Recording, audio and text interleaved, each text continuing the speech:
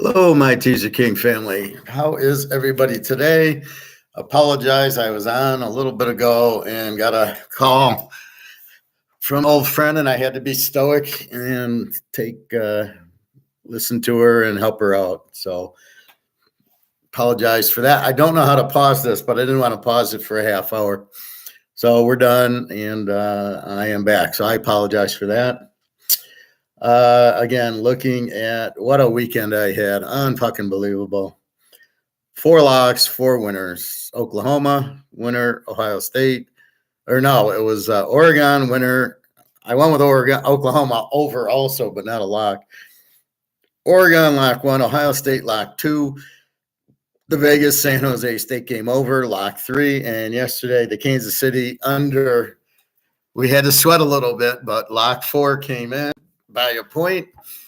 And very successful. I hit every game yesterday until the Baltimore game at night, which 20-10. What was that score? But everything else hit. So let's review real quick. So I lose the Detroit game on Thursday. I hit Dallas. I hit Frisco. I hit the Miami Jet under. Yesterday, I hit Pitt under 36, under 42, 16-10. I hit Denver. I played Denver plus 4.5 and 3.5 against Cleveland.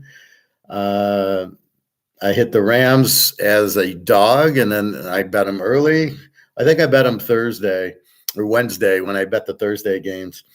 So I had the Rams as a dog. I couldn't believe they were a dog. I couldn't believe I didn't lock them, but I couldn't believe they were a dog. And then they turned favorite, and I'd already bet them as a dog. I have KC under as the free pick in the lock. I have the Philly-Buffalo game over, 48.5 to 42.5. And the only loser, I have Baltimore-San Diego over.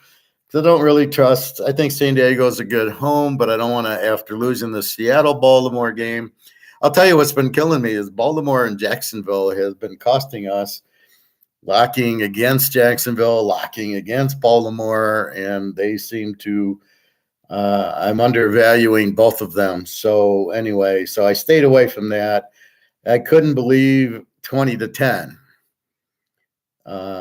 What the fuck's that? The San Diego's coach has to leave. Kellen Moore, I thought, was a better offensive coordinator. I saw too many sideways passes. They act like they've never seen a blitz before. I don't understand these teams. San Diego's coach with all that talent, and you scored 10 points on Baltimore. Now, let's go back a couple weeks, and Baltimore played Cleveland. I bet it under, expecting a 20-10 game with Cleveland's defense. They win 33-31. Cleveland wins 33-31. A team with no offense and no quarterback and a good defense, and here's San Diego with Herbert. They can run. They got Eckler. They got Kelly. They got Keenan Allen. And they scored 10 fucking points. Are you shitting me? How bad is this team coached? I mean, this is clear coaching. So this is the only loser, which I was shocked. But I ran the table. Not much of one, just the Pitt game. And then the Denver and L.A. and the KC under. And then the Philly-Buffalo. Beautiful game there. Whatchamacallit? Who's at the Philly game? I can picture him. The guy from Hangover. I want to say Ryan, but I don't think that's right. Anyway, he's there with the owner, and they're showing him. He did a movie, Silver Linings Playbook, where they're all wearing Philadelphia jerseys. They go to a Philadelphia game, and now I think it's because he's from Philadelphia. What the fuck's his name? Anyway, so he was there. So it was funny to see him. So run the table. I felt really, really good. And what blew my mind was the way I nailed 3 games dead on, right? So Pitt 17-13, wins 16-10. Tennessee 17-10, wins 17-10. Indy 27-21, wins 27-20. New England, I have wrong. I have them winning 17-13, but I do have them under. Then Jacksonville, Houston, I got 30-27, winning by 3. They win 24-21, won by 3. Denver 20-13 wins 29-12. Unfucking believable yesterday. The Rams, I have 31-20, win 37-14. Kansas City 20-10, win by 10, wins 31-17. Still keeps it under for us. And then the Philly-Buffalo game, I have Philly winning 31-27, wins 37-34. Unfucking believable how right on I was on 5-6 games that I just nailed. I had Baltimore winning 27-26, and they won 20-10. I don't know how you see a 10 on an over team like San Diego can't score more than 10 points on Baltimore. Yeah, they got a good defense. It ain't that good. It's not the 85 Bears. Jesus Christ. Tonight, Chicago Mini, I got Mini 24-23, Mini laying 43.5. Fields against Dobbs. 26 defense in the Bears, 21 in Minnesota. I think it's an over 47. So it's 43. I think you go over 37. Maybe you play it the Bears in 9. Again, it's Joshua Dobbs. It's Fields. Fields scores. He runs. He doesn't know how to complete a pass, but he runs and dances and little swing passes. He can throw like 5-10-yard pass. Dobbs, he doesn't complete a pass either. They just kind of run and get first downs and touchdowns. So definitely no defense on the field. Well, the Bears have no defense. They're 26, Mini 21. So we'll see. In my play against the teaser trend, San Diego loses, Philly wins, Minis tonight, Jacksonville wins, Houston wins, Seattle, where are they? Did they play? Oh, yeah. No, they played earlier. Kansas City wins. Play against New England wins. Arizona wins. Washington wins. Carolina wins. New Orleans win. Chicago tonight. Play against Tampa. That wins. Play against the Rams. Loses. Play against Atlanta. That loses. Play against Miami, loses. Play against Oakland, wins. Play against San Diego, again, wins. And play against KC. That wins because they win by 14 and you get 15.5. So there is a method to the madness, as we know. Hope everybody had a good Thanksgiving. What a fucking week. I lost the Lions and then the Baltimore game and hit 10 games, the lock, everything else. Good Thanksgiving. So now I'm looking at, well, we'll go to next week in a minute. No, we're going to go into next week now. So we kind of touched college yesterday. If you want, we can review last week's games, any surprises, but let's go to this week's games. So Friday, we got 2 games. Liberty, 10.5, 52 to New Mexico State. And we love New Mexico State with Pavia, as you know. Liberty is a B team. New Mexico State's a B team. Liberty might even be an A team. New Mexico State gives up 20 defensively with Pavia, and Liberty gives up 22. Over under of 52 here. This is an over game right here. I don't want to fuck with the 10.5. Liberty is an explosive team, and we know New Mexico State with Pavia is an explosive team. So I'm sticking with the over in this game. New Mexico State in 16.5 you could get into. I don't know about Liberty. I mean, either they blow them out and the over is good, or the way New Mexico State beat fucking Auburn and Alabama couldn't. Funny how the officials. Okay, let's dig into that. Was the official paid off? Where if Alabama loses, they don't make the playoffs, and if they win, they have a hope to make the playoffs. How much money was the ref paid? Obviously, a lot. Clearly offensive pass interference by the Alabama receiver, just like when they killed Daniels in the LSU game and the guy hit him helmet to helmet and buried him down and hurt his jaw and gave him a concussion and they didn't call anything. And here the same thing. The receiver pushes off 5 yards. He's got nowhere to go. There's nobody to guard. It's touchdown or nothing. Clearly offensive pass interference, but it's Alabama. We can't call it. I mean, what bullshit. Now, had it been Auburn going for it, there would have been offensive pass interference. You can guarantee it. This is the problem. You want to talk fix? This is the problem. Now, it didn't matter. We almost got the win because we had Alabama, and they got the interception after that and almost scored. I guess the guy went out at the 2-yard line or something. Unfortunately, we could have won that one. That was one of my rare losses Saturday. But that's the bullshit about it, right? It's for Alabama and they get it. So anyway, we'll talk more about that. We got Oregon 8.5, 68.5 to Washington. Oregon's the A team, 16 defense. Washington's a B team now with a 23 defense. They're not scoring like they used to. With the 23 defense, I like the under in the game, 68. There's no way on Oregon's defense you're scoring 68. You can't score on Washington State. You're not going to score on Oregon. Oregon with the tough defense. Oregon 8.5. I like them laying 2.5, I think. But I definitely like the under. This is not an over game at all. Oregon's just shutting you down. They're running the ball. Nix will throw when he needs to. Revenge from losing in the first week. This is all Oregon. I mean, I don't know where the game's at. I don't know if it's at Washington or if it's at Levi Stadium. These conference championship games, Michigan, Iowa's in Indiana. The ACC game is at Carolina Stadium, the Pro Stadium. So these are your Friday games. You can go over Liberty, New Mexico State, under in Oregon, Washington, 68. I go under 74. I'm going to get close to that.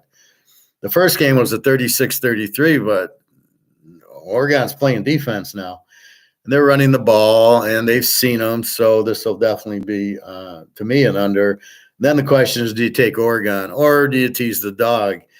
After watching Washington struggle against Oregon State and Washington State, the defense on Oregon's better than both of theirs, and they could barely do anything.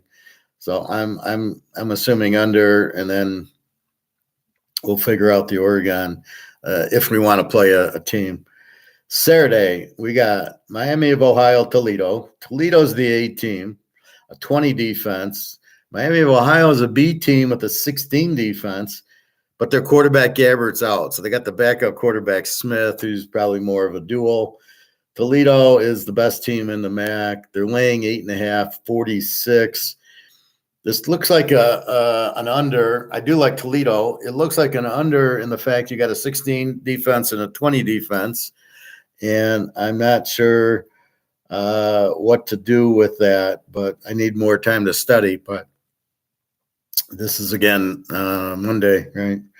I'm losing track of days. I thought Friday was Saturday. I was watching football. I was ready to go work out and watch Chinese and get Chinese food Friday. Then I realized it was Friday, and then I did that on Saturday. But I stayed home to watch Michigan, Ohio State. Then I went to the pool to Chinese. Greg and John, hello. Oak State, Texas. This game, I don't know where it's at. I think it's at Jerry World. Texas is the A team, 11.5, 53.5. Oak State is actually an over team with the 20-70. So they score 30, give up 27. Texas is the A team, gives up 17. Ollie Gordon, best player in college football, Oklahoma State running back, ran for 4 or 5 touchdowns last week. As they killed BYU. 11.5, 53.5. I think this is an over. I think Texas scores on them, right? With this 27 defense, I think you're looking at Texas lighting them up for 30, but I don't think they're going to stop Gordon. I think they get in the 20. I don't think this is 47. Yeah, Texas with the 17 defense kind of scared you a little bit, but Oak State should be able to score on them. Again, they're over. Do I want to take Texas minus 5.5? Maybe, but if Ollie Gordon gets going, Oklahoma State's going to win the game. So Oklahoma State has a couple losses, so they can't make the playoffs. So what the fuck is the point of this game? Texas won the conference. They should be in the playoff. They only have one loss to Oklahoma. So, that's where it is. UNLV Boise. I haven't seen a line on that. Let's see if we got one now. For some reason, it's like missed, which I don't understand.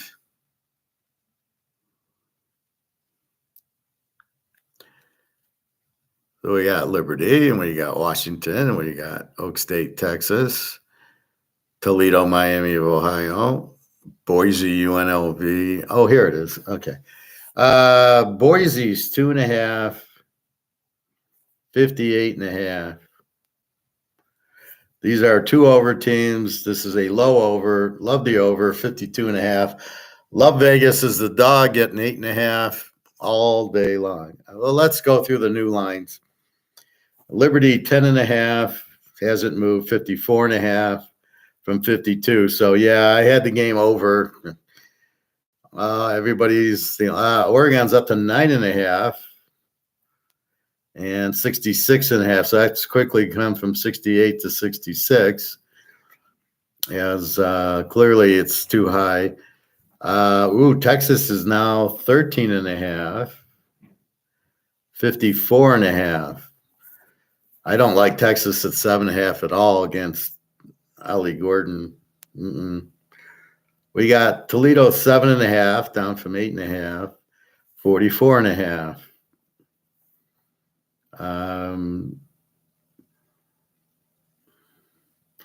7.5, 44. Okay, down. We got Boise 2.5, 58.5. Again, that's an over. It's a dog. SMU, Tulane 5.5. That was 3. These opening lines, it was 3, and they said the opening line was 6. In what world was it 6? When I pulled the line yesterday, it was 3.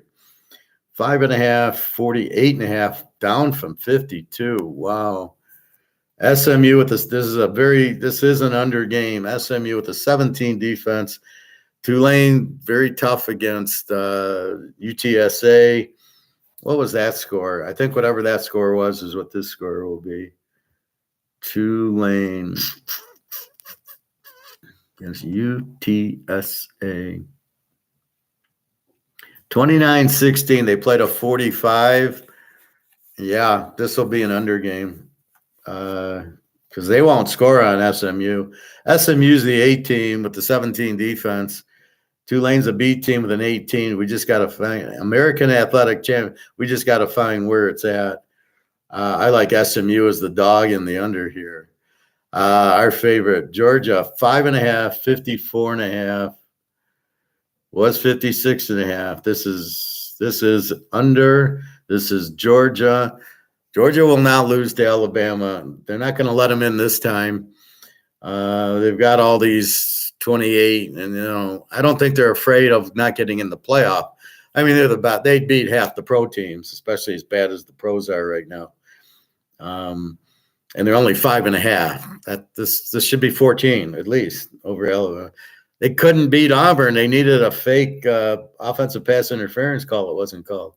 Under Alabama defense, Milrose is not going to light this team up. Georgia will play very tough and probably get a shutout here. Troy, 6.5, 51.5 from 7. 51 hasn't really moved. Troy's the A team here. 17 defense. App State, over team with the 27. Will this game get over? We love App State's quarterback. Aguilar, like 27 touchdowns and 3 picks. Troy, I've been on Troy. I mean, Troy's gold. They got a good defense, very strong defense. This is an interesting game. I think it's an either way. I think Troy wins by 10, maybe. I think you can take either. Over under 51. App State scores. Troy Troy plays defense, so it's usually defense beats offense. So we'll see. A little bit more planning. I don't understand this line. Florida State is 2.5, 48.5 to Louisville. Both teams are A. Louisville's a 20 defense. We saw them beat Notre Dame. We saw them beat Duke.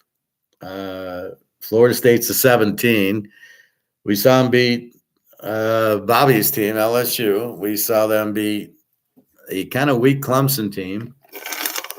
They beat a very weak Florida team without their quarterback.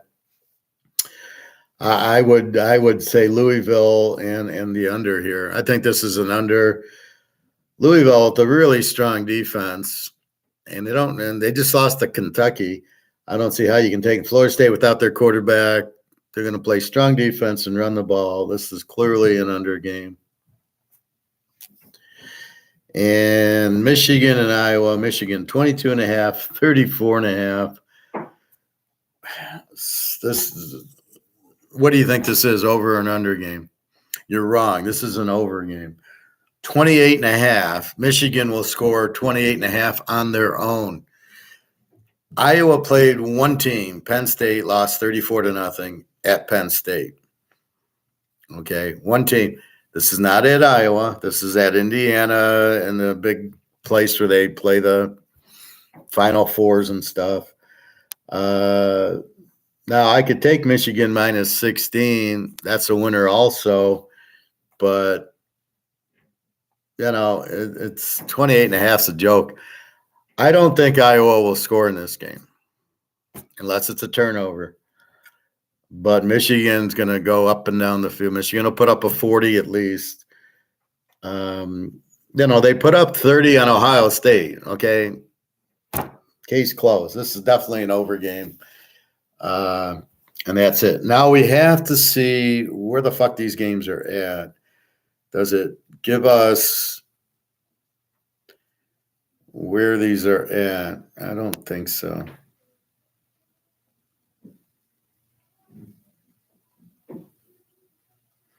Let's see. Let's go into details.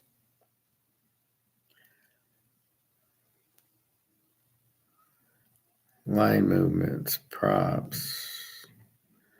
Let's try matchup. Channel ABC, Saturday at 8 p.m., Florida State, Louisville, Florida State, Seminole lines and odds. Where is the fucking game at? Power line.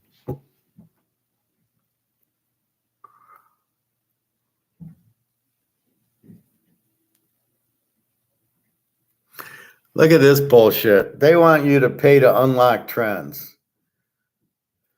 Okay, students, you want trends. They won't work anyway, right? Trends no longer work because of all the changes, right? As we saw, what are you going to do with the trend tonight? Oh, yeah, Joshua Dobbs has been there 2 games. You're going to trend Minnesota?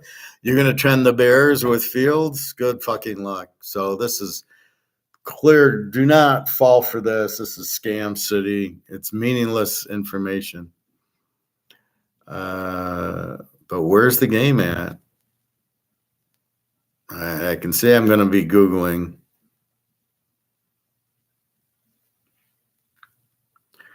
So let's go to Google.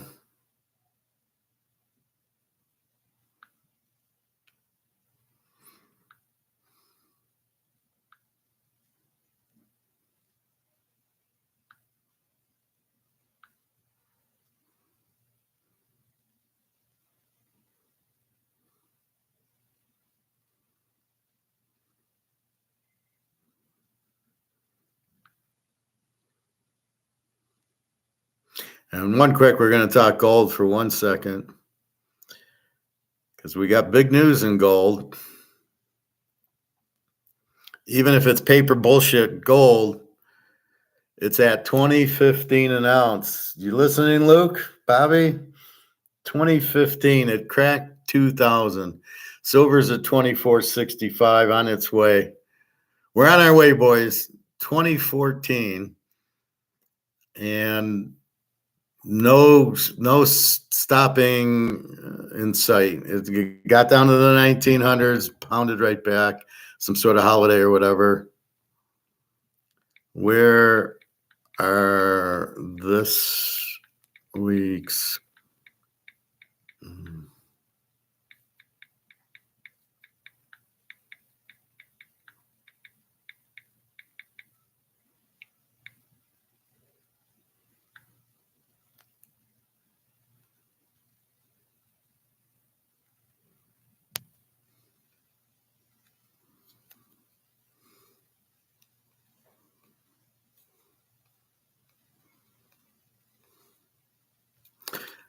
yeah, that's not the question I asked, fellas.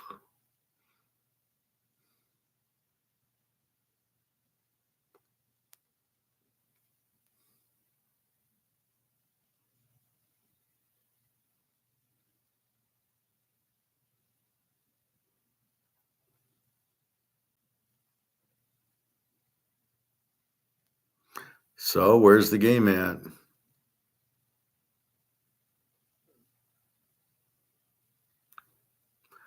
All right, we'll ask it a different way.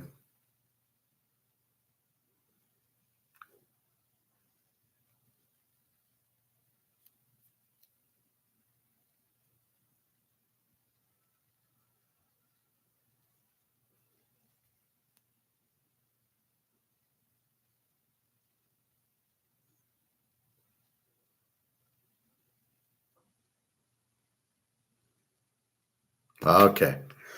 So we've got location. New Mexico State Liberty is in Virginia.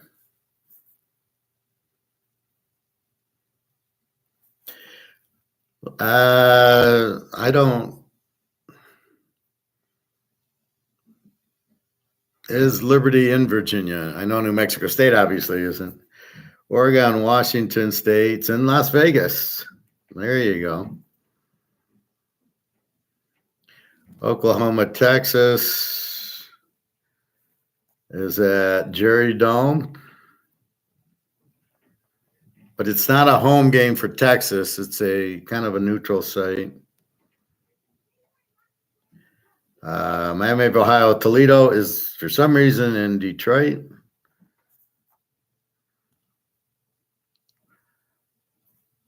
Boise, UNLV is also in Las Vegas.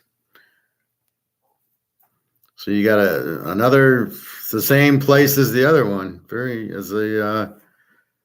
It's the same. Oregon, Washington's in Vegas, and then this game's in Vegas. Was all of a sudden Vegas is the hot spot. Alabama, Georgia is in Atlanta at Mercedes Stadium, edge to Georgia. SMU, Tulane is in Louisiana. That's that a home game? Yeah, this is probably a home game.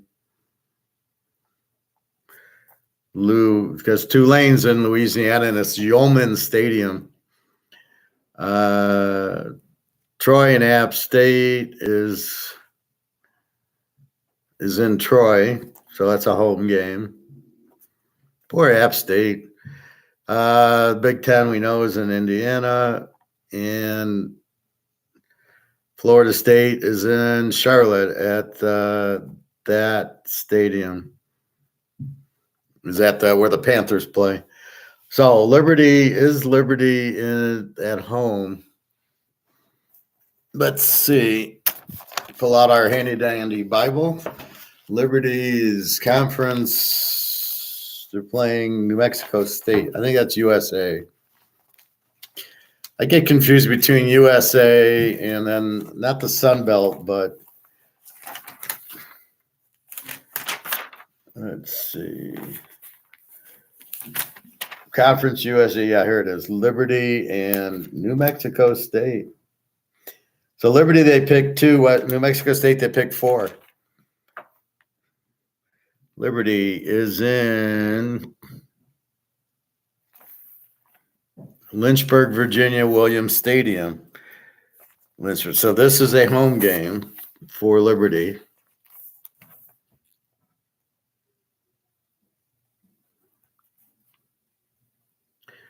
So we got Liberty at home.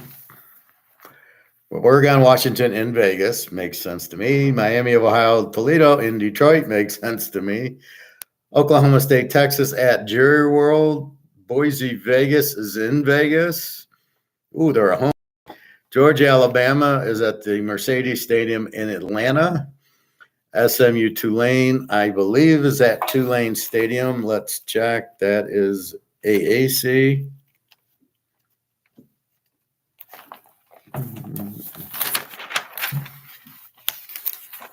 Wouldn't AAC be ahead of the ACC? Can I not spell anymore? Why is it after the ACC? The fuck kind of magazine is this? This is Tulane is at Yeoman Stadium. Tulane is at Yeoman Stadium. So this is a home game for Tulane.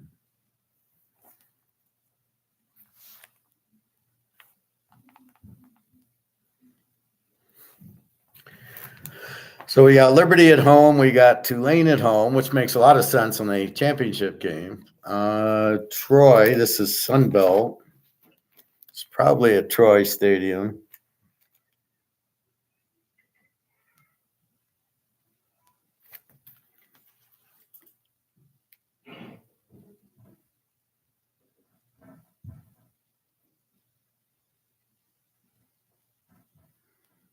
Troy, where are you? App State, Troy. Troy, Alabama. Yeah, so that's obviously at Troy. All right. So we have New Mexico State at Liberty. Liberty on their home field, 10.5, 54.5. Oregon, Washington in Vegas. Saturday, Miami of Ohio, Toledo in Detroit. Oak State, Texas at Jerry World. Boise, Vegas in Vegas. Georgia, Alabama at the Georgia Dome, Mercedes Dome in Atlanta. SMU, Tulane at Tulane. App State, Troy at Troy.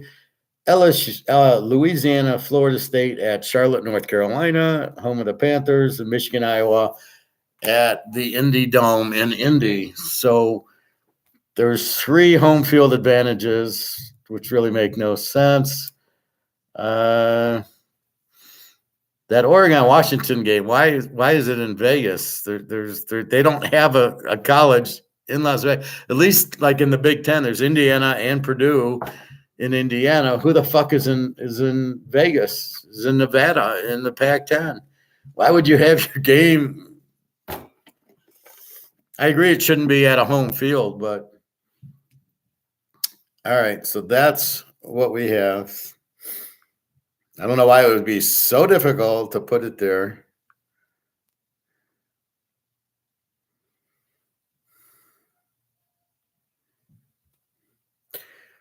So let's go through. Let's go back to pros and let's go. I want to go through the standings first. Well, let's go through the line and then we'll go through the standings.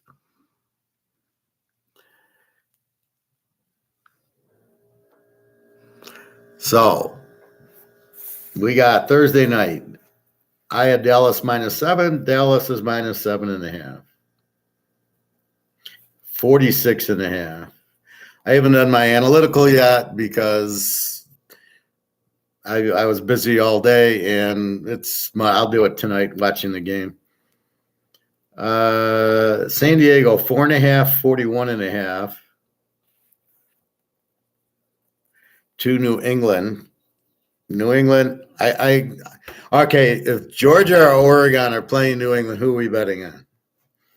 And how many points are we going to give to New England with either of those teams, right? I would say Georgia would be 10-point favorite, and I'd bet Georgia lay the points. San Diego 4.5 at New England. I have San Diego -6, 4.5. Of course, we got to check injuries. Detroit, oh, I love it. Thank you, God. Detroit 3.5-point favorites, 44.5. Okay, they gave up 100 points to the Bears, who have no offense. They gave up 100 points to Green Bay with Jordan Love. Now they go to Carr in New Orleans with Kamara, and I think Thomas was out. They still should have Olave. Wow, Detroit 3.5, 44.5. What are they kidding? Wow, New Orleans is a home dog to Detroit. See, it's again Detroit. What are they doing being favored? And now that you've seen Green Bay gave you the blueprint, you just blitz Goff. He's throwing interceptions right or left. You got to be kidding me. Atlanta and the Jets. Atlanta 2.5, 35. So let's go through this. I had Detroit -3, the 3.5, 44.5. I had Atlanta -3. They'll be 3, 2.5 to go to 3, 35. Pitt -5.5, 39.5 to Arizona. Are we afraid of Kyler Murray? I don't know. Does he have any receivers that have played professional football before? Pittsburgh, they got the win over Cincinnati with the quarterback that's not been in the league for 5 years, 16-10. It's so bad. Indy, where'd they go? Oh, okay. Indy -1.5, 42.5 to Tennessee. I had Indy -3. They seem to score more with Minshew. They seem to be a decent team. Tennessee with Levis, we're still analyzing. We don't know. He looks okay. He's had one game. He throws 4 touchdowns, and everybody thinks he's the next Heisman Trophy winner. And then he goes in the toilet. So I don't know. Miami -8.5, 49.5 to Washington. I have Miami -10. Washington, okay. Probably an over game just because really they're both over teams. Washington's got no defense. Miami's got no defense. Miami gave up, 6 points to they gave up 13 points to the Jets. How good is it? And we know their defense sucks. The game's at Washington. Miami's better at home in the heat than they are going to be. It's snowing here. It's cold. This is Detroit. Believe me, Washington's getting fairly the same weather. Bradley Cooper. He's the guy that was at the Philly game. Yeah, okay. I don't know why I wanted to call him something else. Anyway, see how it pops in, thinking about other things? Miami 8.5, 49.5. I don't trust Miami on the road. I don't trust Tagliabue, and I can't trust Washington. Now this is, I got Denver lane 3. The spread, Houston lane 3, 45. Am I the only one getting that Denver's like so much better than they were, and Sean Payton and Russell Wilson are playing playoffs ball? They kill Cleveland. Now Thompson Robinson gets hurt in the game, 29-12. They were up 14-0. I was getting 3.5 and then 4.5. I played the 3.5 Thanksgiving, and then it went. I played them with Dallas with Denver, and then later it went to 1.5. I like him. Yeah, I'm basically betting against Thompson Robinson, right? He's okay, but they're not playing Stanford. They're playing a hungry Denver team with a very strong defense. So that was a very good play. And we got him as a dog to Houston. So this is your free play. Take Denver and 9. I mean, I'm not going to fuck around.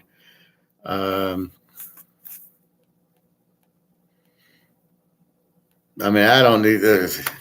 Okay, if Russell Wilson's injured, wait a minute. But this is such a ridiculous spread. How the hell is Houston favored? By the way, I would sit Jefferson this game. You have a bye week coming up. Get him healthy. Yeah. You're in a good position. You're 6-5. You got winnable games down the stretch. Shut the fuck up. Which doesn't make any sense to bring him in early, re-aggravate it, and then maybe loop. Who are these idiots to get on this? All right. So there's your free play. Take Denver and 9. Denver's winning the game. Houston, this is what I was looking at. So Houston lost to Jacksonville 24-21. Jacksonville, I don't know. They're not that good, and they keep winning these games because they keep playing Houston and Indy and all the shit teams. They got lucky with Buffalo because it was their second week in London, and they beat Atlanta. I mean, they've had a very easy schedule. They're like the Lions. They're not that good, but they have an easy schedule, so they have a good record. But put them up against Frisco or Kansas City or somebody like that, they don't have a chance.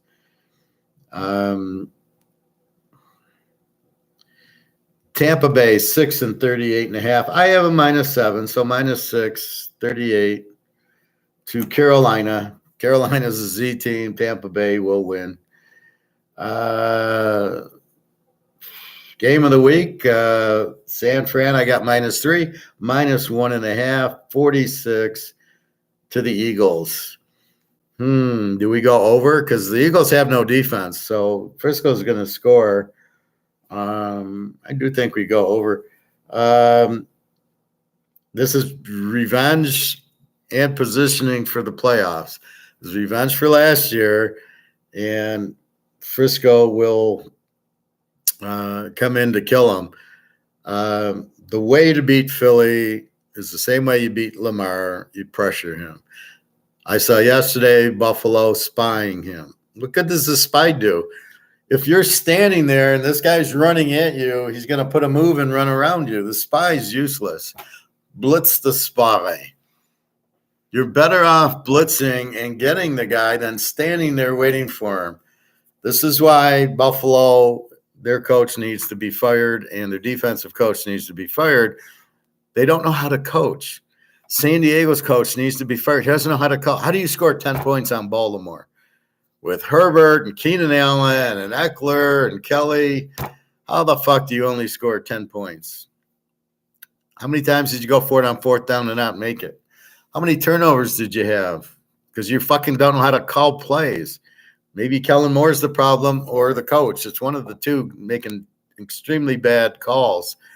I don't know how many times they went for it on 4th down. I guarantee you they didn't make any against Baltimore, or maybe late in the game when they were down 20-3.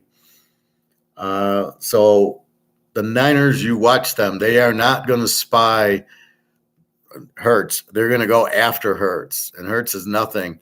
Not a good passer. He's running these balls. I don't know if I'm watching Oklahoma or Philadelphia. I mean, all he's doing is going back to passing, running, and he's faking the guys out because they're standing there. You put pressure on him. That's how you beat him. That's how you beat Lamar. And it's already been proven against Lamar several times. If you blitz him, he can't handle it. He turns the ball over, fumbles. He can't handle that. The Rams, I got 6 over Cleveland, 4.5, 38.5. And who's quarterback? I don't know. Is Thompson Robinson out? We know Watson's out, so it's either P.J. Walker again or it's going to be Thompson Robinson. Either way, I like the Rams, 4.5. That's a low number. 38.5, kind of a low total, I think, but we'll see. We'll get more into it. Super Bowl I, we've got Kansas City 6.5, 42.5. I have them.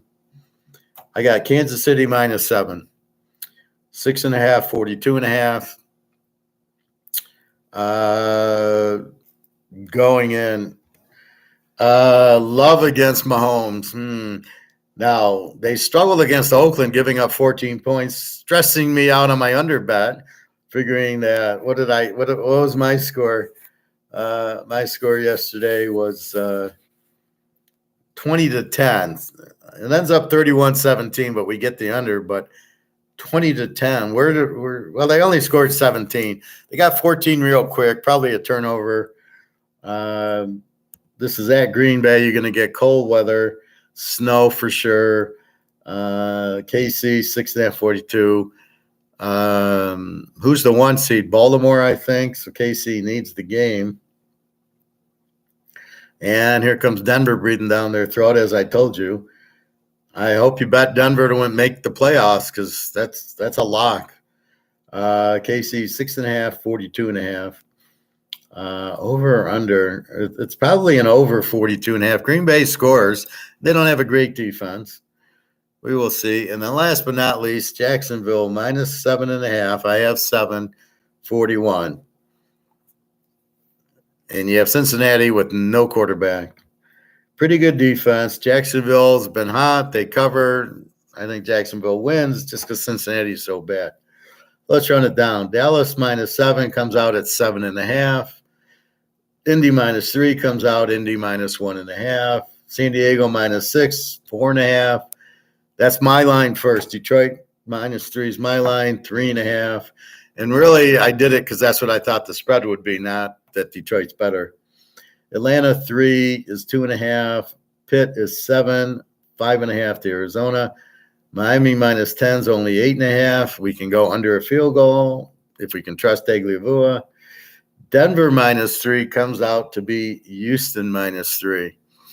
We've found our bitch. There she is, right there. Denver 9. Maybe we put it with Georgia. That's strong. So that's where I use the best two teams, right? So Georgia, much better than Alabama. Denver, Houston, Denver getting points. So I take the best teams I can find and put them together. I don't care if they're college and pro. It doesn't matter. We got 2 games.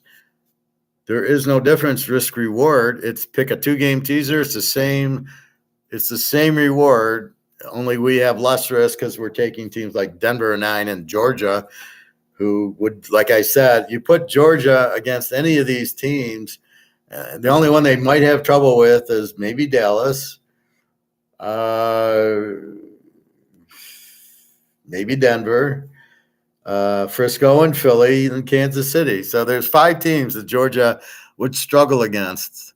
Out of 32 in the NFL, 5 teams that could probably beat Georgia. We got them against Alabama, who's not even in. Well, they're kind of in the NFL, but not really. Tampa 7, they're 6. The Rams 6 are only 4.5. Frisco 3 is only 1.5. KC 7 is 6.5, and Jacksonville 7, 7.5. And this goes to what you really look at, which is, wait a minute, if Philly's such a good team and they're at home, why are they getting points from San Francisco? This is the thing. Denver, Houston makes no sense, but why is Philly not a 3-point favorite? Now, I had Frisco as a 3-point favorite. Do I want Philly as a home dog? Not really. Not in this scenario. I'm definitely afraid of the Niner defense, and I'm not afraid of the Philly defense. And there's revenge. Now, how much revenge is in an NFL game versus college? There's definitely a difference. Very interesting here. So I don't know. I got to study it, but let's look at standings. So first in the AFC.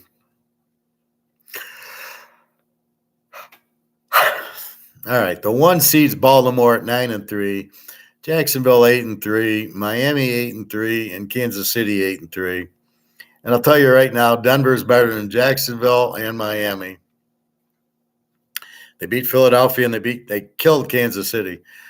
So this is such a sleeper. You're getting great lines because Vegas hasn't caught on that Denver is fucking better than Kansas City. They're not catching on.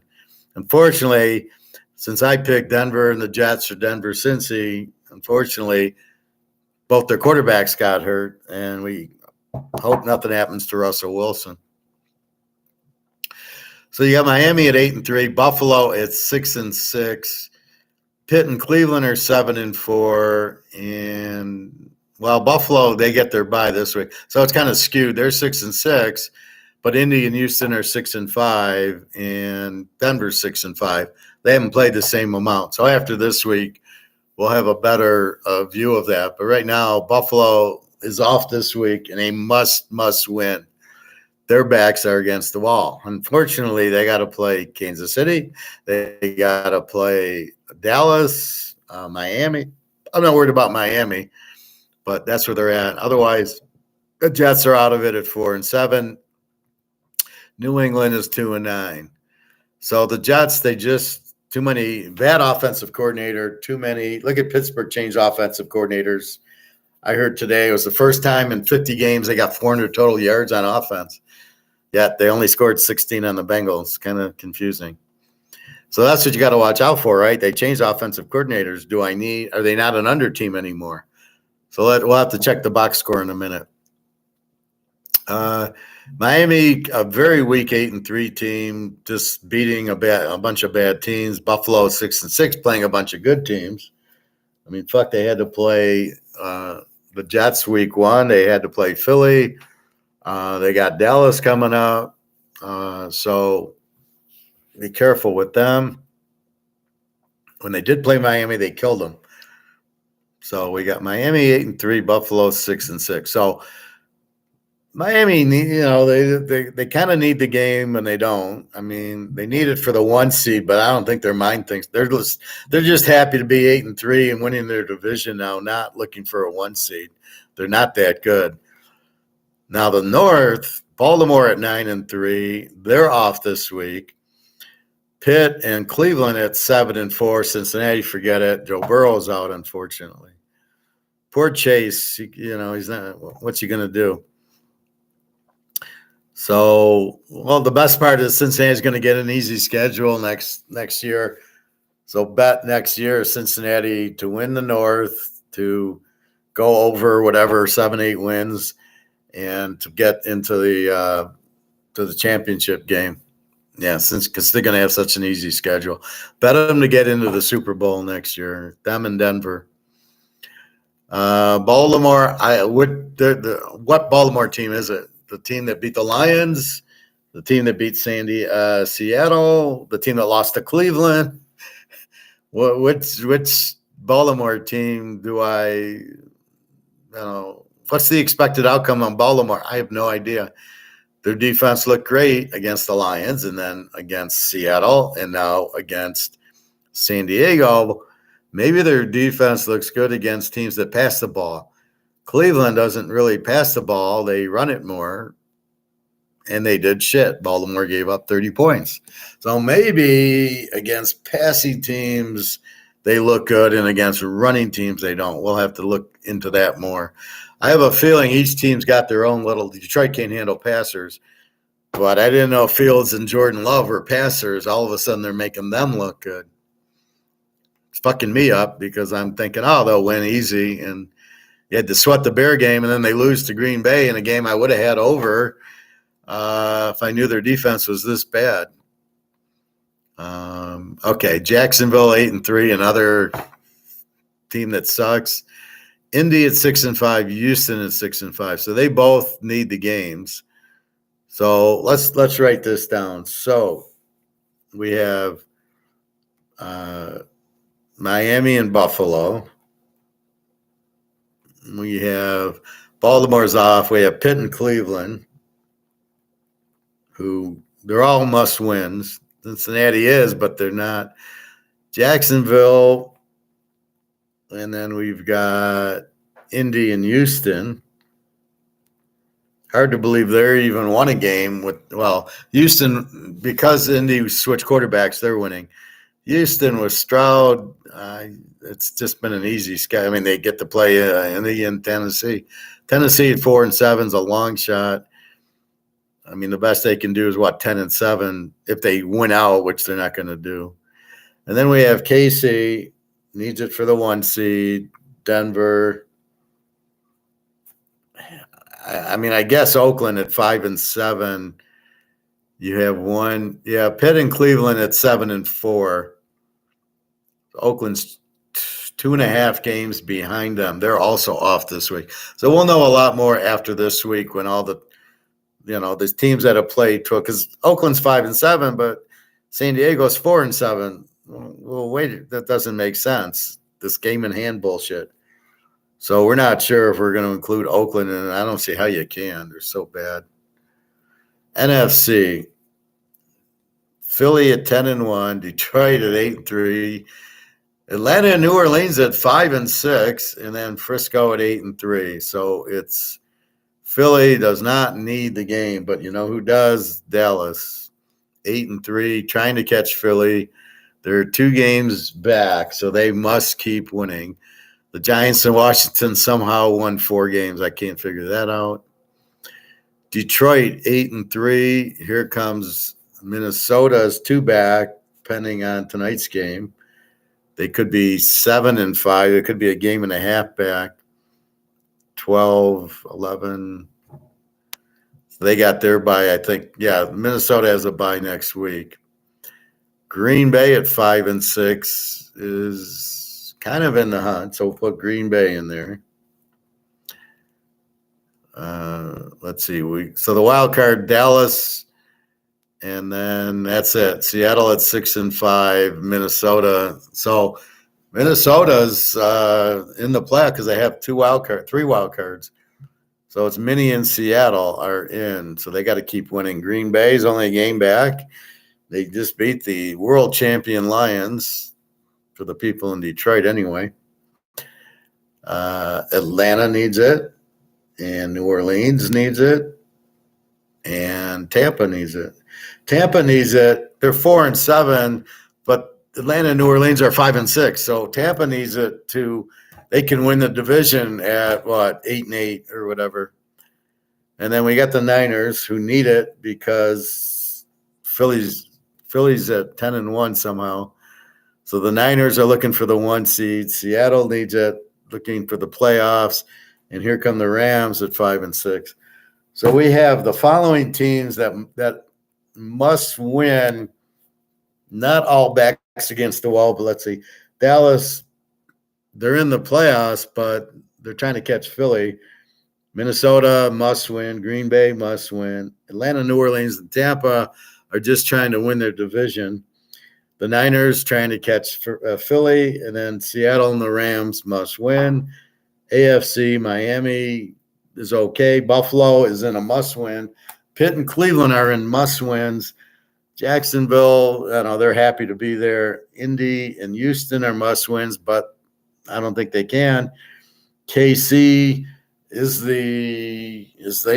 I think they're the 1 seed. And then here comes Denver in a must-win. So that's what you want to focus. Those teams are motivated. Those teams, they need to win. So that's who we want to bet on if we can. So we look at the first game Thursday, Seattle at Dallas, and we see that both teams need the game. So that doesn't help you because they both need it. So it's a playoff game for both of them. Indy, Tennessee, there you go. Indy needing the game. San Diego, New England, nothing. Detroit, New Orleans, both teams need the game. Well, Detroit's in first, does not feel it like New Orleans does. New Orleans must win the game because they got to win the division. But they, have gone a 3-4 game winning streak, then they can be in as a wild card. Atlanta and the Jets, Atlanta needs it. Arizona, Pitt needs it. Miami, Washington, Miami needs it. Houston, Denver needs it, and Houston, they both need it. It's a playoff game. Tampa Bay, Carolina, Tampa Bay needs it. Cleveland and the Rams, they both need it. Frisco and Philly does not need the game. They're 10-1, and Frisco's got 3 losses. They got a 2-game lead on Frisco. And if they win, then they're 11-1, and Frisco's got 4 losses. 1.5. Frisco's not going to lose this game. Frisco needs the game going after the 1 seed. Too much defense. They're not going to let Hurts run around. I don't know where their defense is. They don't have the defense because they don't have Jim Schwartz. I right now like Frisco 4.5 better than I like Philly and 7.5. I don't know if I'll go over 40 or not, probably. Because I don't really know. I mean, Hurts will get his touchdowns, and the Niners, they're not going to stop McCaffrey. So probably an over, because the reason I go total more is when I have very strong defense. Like I went over in the UNLV San Jose State game. That was one of my locks because I really didn't know who would win. And as it turns out, San Jose State won the game. I didn't love them. I thought Vegas would win, but I knew it would be high scoring. So if I know it's high scoring, so if I look at the game, okay, the Baltimore San Diego, I looked at San Diego as the dog and thought it would be an over game. Okay, Buffalo Philly, I had no idea. And as it turned out, you really had no idea. Even at the end, you didn't have an idea. But you knew there'd be points. You know, neither team's got a good defense and both have strong quarterbacks and strong offenses. Kind of what we got with Frisco Philly. So the reason I like doing that is in case there is the upset, but I know it, like Pitt Cincinnati, I knew would be low scoring. So, yeah, Pitt probably wins, but they're a road favorite. I'd hate road favorites, especially I'll trust Frisco. I'll trust Kansas City. That's about all I'll trust as road favorite, maybe Philadelphia. That's it. I'm not trusting any of these road favorites. I'm not trusting Indy. I'm not trusting San Diego, Detroit. None of them can be road favorite. I mean, it's hard to go on the road and win, period. But now Detroit 3.5. They got to win by they got to win by 10. So not only they got to win by 10 at New Orleans. Yeah, good luck there. So that's kind of where I'm at with road favorites. But if I'm worried about the upset, I'm more or less. Then I'll look at total more because I know, well, it'll be a high-scoring game or a low-scoring game, and I'm not sure who's going to win. If I really know who's going to – like Denver-Cleveland, I really knew Denver was going to win. I took Denver and the 3.5, 4.5.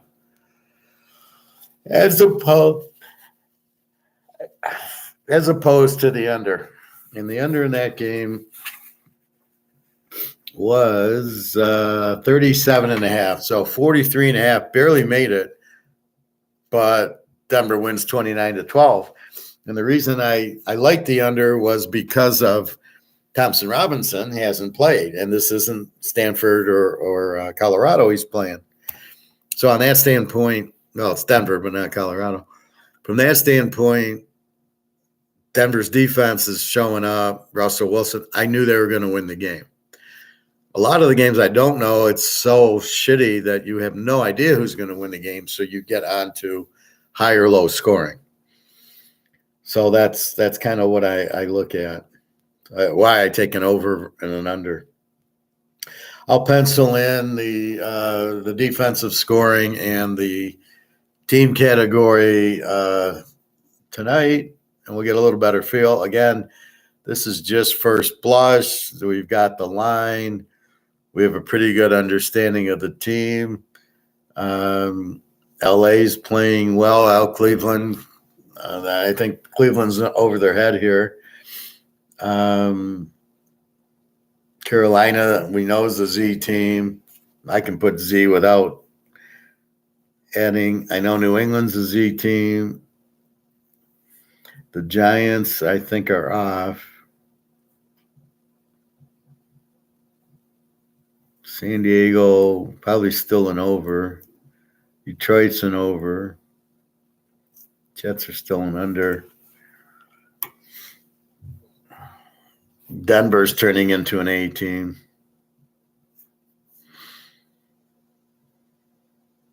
So why would you mark the team? Okay, Denver's an A team. Houston's not an A team. I can get an A team and 9 points to a non-A team.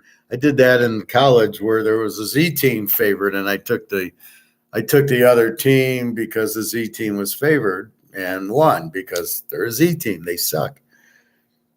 That's the beauty of New Mexico State. You don't think they're very good. They used to be a Z team. Now they're a B team. Now they're in the conference championship play. They're not the same team. How they lost to UMass. I'll never forget that one. Jesus. We had like 2 locks on the game, and they fucking lose. And then they end up in the championship game, as a real good team, and you lost to UMass. It's unbelievable. So with this said, who needs the game? And then we rank them. So this will be interesting to see. But Frisco going into Seattle, road favorite, and they win. I really don't understand why they're the favorite in this game. I mean, I think I kind of do, but provided no injuries, I don't really get it. I think Philly should be a 3-point favorite at home. So you can talk all you want. The 1 seed here is San Francisco based on this. And they have to win. They're 2 games behind. Look for them to just really get the hurts and revenge for the playoff game. So that's the NFL. I am cooking in the NFL. 1 loser this week. I think I had 1 or 2 losers the last couple of weeks. I've been nailing the pros. Finally understanding them. That's what I keep telling you in the beginning. You know, you're not always like if you have Rodgers and Brady and Peyton Manning and Drew Brees, you're not really lost. You've got the same Sean Payton and Drew Brees, and you know what you're getting. And that's really what it is. You know what you have. And with them starting, Vince Young and Stroud and Richardson and Levis, you have no idea what you have. This is the problem. But now after 12 weeks, we now see Carolina's a joke. We see Houston's okay with Stroud. I don't know if I bet him, but played pretty like he completes passes. He's not that inept. We have no idea with Richardson because he's not even playing. He's out with the broken shoulder. We've got Minshew, who should have been the starter anyway. See, that's where you question what the fuck's going on. Why is the coach not starting Minshew? Why is Carolina's coach not starting Andy Dalton? We're going to sell tickets. That's not your point. You're supposed to win games selling tickets. You don't just put the best guy in who's going to win the games for you. I'm sorry, Andy Dalton versus Vince Young, it's not even close. Andy Dalton's 20 times better. He's got no experience. He should be sitting and watching and learning, and then maybe getting better. But the only way he learns is on the field. But he's an Alabama quarterback. Mac Jones, Tagliavua, and here comes Young. You got Mac Jones. Mac Jones was better than Young in college. Tagliavua is better than Young in college. Neither of them, they both suck. Tagliavua, okay, he's okay.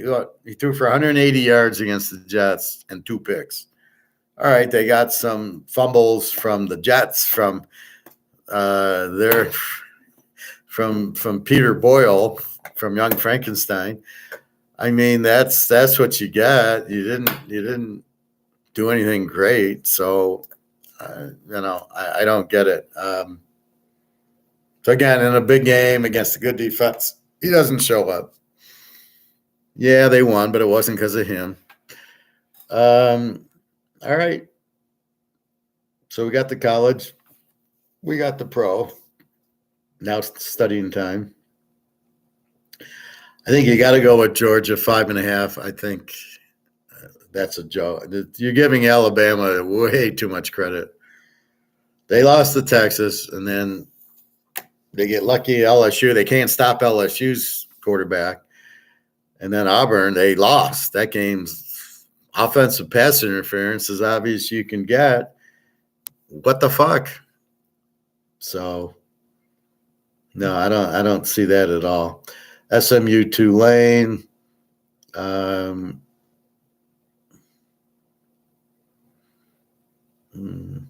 Yeah, so you got 3 games.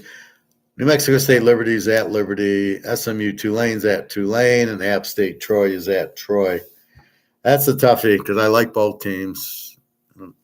We've been hitting Troy last week, and then the week before we missed on them against Lou Lafayette. SMU Tulane is a great game. SMU is very strong this year. Very strong defense. So I think in these defensive games, see, here's where I teach defense, right? New Mexico State Liberty, you got a 20 defense. New Mexico State playing a 22 defense Liberty. Oregon Washington, you got a 16 defense Oregon and a 23 defense Washington. Miami of Ohio Toledo, you got a Miami of Ohio with a 16 defense, Toledo with the 20. Oak State, Texas, this is the only outlier. Oak State gives up 27, Texas 17. Boise and Vegas, a 25 and a 26. We're going to go over. Georgia, Alabama. Georgia's a 16. It's a terrible year for them. They're double digits on defense, and Alabama's an 18. And SMU, Tulane. SMU's a 17. Tulane's an 18. App State, Troy. Again, like the other one, App State's a 27. Troy's a 17. Louisville, Florida State. Louisville's a 20. Florida State's a 17. And Michigan, Iowa. You think Iowa's got the defense. Look again. Michigan's got a 10. Iowa's got a 12. Granted, Iowa played a harder schedule than Michigan. Finally, we have a complete Michigan analysis. Okay, what did they really do? 24-15, let's call it 24-17 to Penn State. And then Ohio State 30-24. That's the real team against good teams. The offense isn't as sharp. The defense gives up 17 and 24. That's your real defense. It's a 20-point defense. It's not. So Michigan's more not a 10 defense. When you really look at the last three games, they give up 17, 24, and 24. So if we look at that, they're a 22. However, Iowa has no offense. Iowa will get shut out. Iowa's 12 defense is against weak-ass teams. We got to see. All we can do is look at the Penn State game, 31-34-0, something like that. So then we see Iowa. So Michigan here, laying 16. It's a joke. Iowa has no offense. Iowa will not score on this defense. It was all Ohio State could do to score on it. They got real players, not Iowa. They don't have the, McNamara. Now, this would have been interesting. McNamara against his old team would have been beautiful. Then I would have given Iowa a chance, but not here. So I think Michigan here, Louisville, Florida State, I think it's pretty obvious under. Troy, we got to study because they're at home. And Tulane, SMU, I think I got to go with SMU. We got Georgia. We got Boise over. We got Oak, Texas. I think you got to go with Texas. I love Ali Davis or Ali Young or whatever the fuck the guy's last name is. Great running. Like I said, this guy should be the number one running back drafted. But they don't understand. They won't draft him number one. They'll draft some kid out of Alabama who sucks like the Lions did. Great running back. Texas will key on him. This is where you guys are bitching at me about Bowman. He's not good. He's 10-10. 10 touchdowns, 10 interceptions. Didn't show up against UCF. Barely showed up. What was it, BYU last week? Yeah, 40-34 to BYU. And Ali Davis ran for like 3 touchdowns in the second half. BYU sucked. All of a sudden, they got a little bit better. I don't know. So that's what you have. You got a lot of strong defenses. Oregon, I think, demolishes Washington. They look so strong. I mean, they just killed Oregon State and Colorado and USC. And Washington, I don't know where their defense went. They're not as strong as they were. Maybe it was their early schedule beating Michigan State. Okay. Yeah, they beat them, but I think it's because Oregon didn't kick the 2 field goals. So going to Washington and losing 36-33, not taking 2 field goals, and you didn't punt at the end, they clearly should have won the game, and now you've got revenge. So look out for go Oregon, beat Army. So that's what you have. Next week we got Army-Navy. Well, this next week here we got the playoffs, then we got Army-Navy. Now, the best 4 teams, if I'm looking at it, and I don't know if I have all 4 of the best teams here. Oregon, Georgia's number 1, Oregon's number 2. I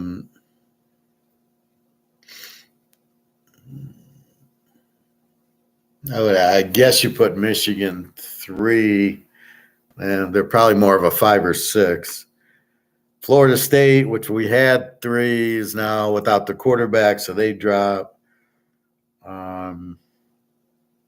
SMU's a top 10 team. Alabama, I don't know. They lost to Texas. They cheated against Auburn. What else is new? They're probably a top 10. Texas, I think it's Georgia, Oklahoma, Georgia, Oregon, 1, 2. Then you've got Washington, Texas, and Florida State and Michigan. Again, Florida State. Okay, so we got Michigan and Florida State undefeated. Do they both make the playoffs with terrible schedules? I don't know. So it should definitely be Oregon and Georgia, and then Texas wins. You can't put Alabama in. They beat them.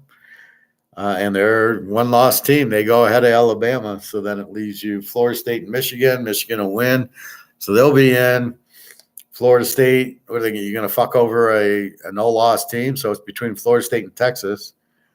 Oregon, you don't want to see Oregon. I mean, they're the only teams I think that can give Georgia a game. That's it. Not Michigan, not Florida State. Maybe with the quarterback, they would have given them a little bit of a game. SMU could have probably given them a game with that defense.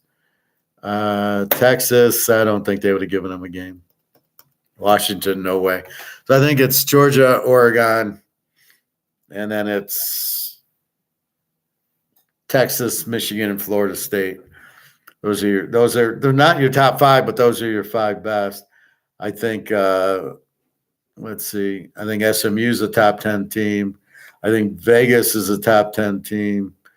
Oklahoma is definitely a top 10 team. Washington, absolutely. Let's see. You got so Oklahoma's the only one missing out of here, and Kansas State and Ohio State, obviously. ACC, there's Duke. If Riley Leonard didn't get hurt, Duke would have been.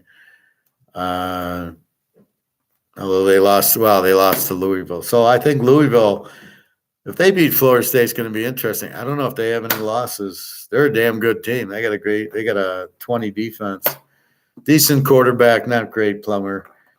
It's funny. He sucked at Purdue. He goes to Louisville. All of a sudden, he's a good quarterback. So that's what you have. Bet the cream here. Georgia, Oregon, Michigan, Florida State. You don't have a quarterback, and you can't ignore that. You've got to look at that. SMU will give Tulane all they want. Texas, Oak State. I think you got to go with Texas. I love Oak State. I love Ollie Davis or whatever his name is, the running back. It's Jim Brown. If you watch Jim Brown tapes, very strong and very fast. Usually you get strong guys. Earl Campbell, a lot like Earl Campbell. Earl Campbell was super fast and big guy, though. He'd run right through you. Unfortunately, he should have ran around you like Barry. Barry never got hurt, but Earl Campbell's in a wheelchair because he kept trying to run over people instead of running around them, putting a move on. Didn't have the moves. So this guy's really good. I don't know if he's senior or not, if he's going to go into the draft, but this guy's the best player in college football by a mile. It's not close. And that's it. I remember they were trying to say the Michigan quarterback, J.J. McGovern, for Heisman Trophy, and you're like, Heisman Trophy? Why? Because they loaded up on Bowling Green and Ball State. You're going to give the quarterback Heisman Trophy? He's nowhere. Bo Nix is so much better. But like I say, the kid from Oak State should win the Heisman. He's the best player, but he's not a quarterback. All right, so that's college and pro. That's our football. Last week, super strong in college. And we just had a huge pro week. As I said, right now your free pick is take Denver in 9 against Houston. And then we've got to study, but that's so high. It just jumps off the page at you. The wrong team being favored will do that. Do I respect Houston? Stroud, Denver, Sean Payton and Russell Wilson all day over, I don't even know, the Houston coach and CJ Stroud. Just say Michigan and he'll run and hide. He didn't show up either. This kid McCord was better than Stroud in the Michigan game. That's how you judge the quarterback in the big games. Stroud never showed up, right? Michigan won by 20 points. He didn't show up in the Michigan game. He showed up in the Georgia game because he could run, because they were playing man on man and didn't care about him because he never ran against Michigan. Where was that? Michigan just put the pressure on him, sacked him 10 times. Just he's not a winner. That's all you can say. He's not a winner. He did some running, big fucking deal. All right. As I said, the gold price is way over 2,000 now. It's 2,020. On its way, add a zero to it to 20,000. What should we talk about? So I was talking to somebody about the Titanic today. I love teaching the kids. I was talking to my friend Alyssa, and she says, I says, you do realize I gave her a gold piece years ago. I said, you still got it? She says, yeah. I was about to go to the moon. And I said, well, you do realize the dollar's collapsing. And she said, well, how come nobody's talking about it? And I said, that's the Ponzi scheme. They want to keep you in it. They don't want to talk about that they're printing it, because you know what happens if these guys say, you know what, this is going to zero. Why is it going to zero? Because we fucked up and we print because of our debt. We've got to print $1 trillion because we got to pay other countries who bought our bonds. The debt's the T-bills.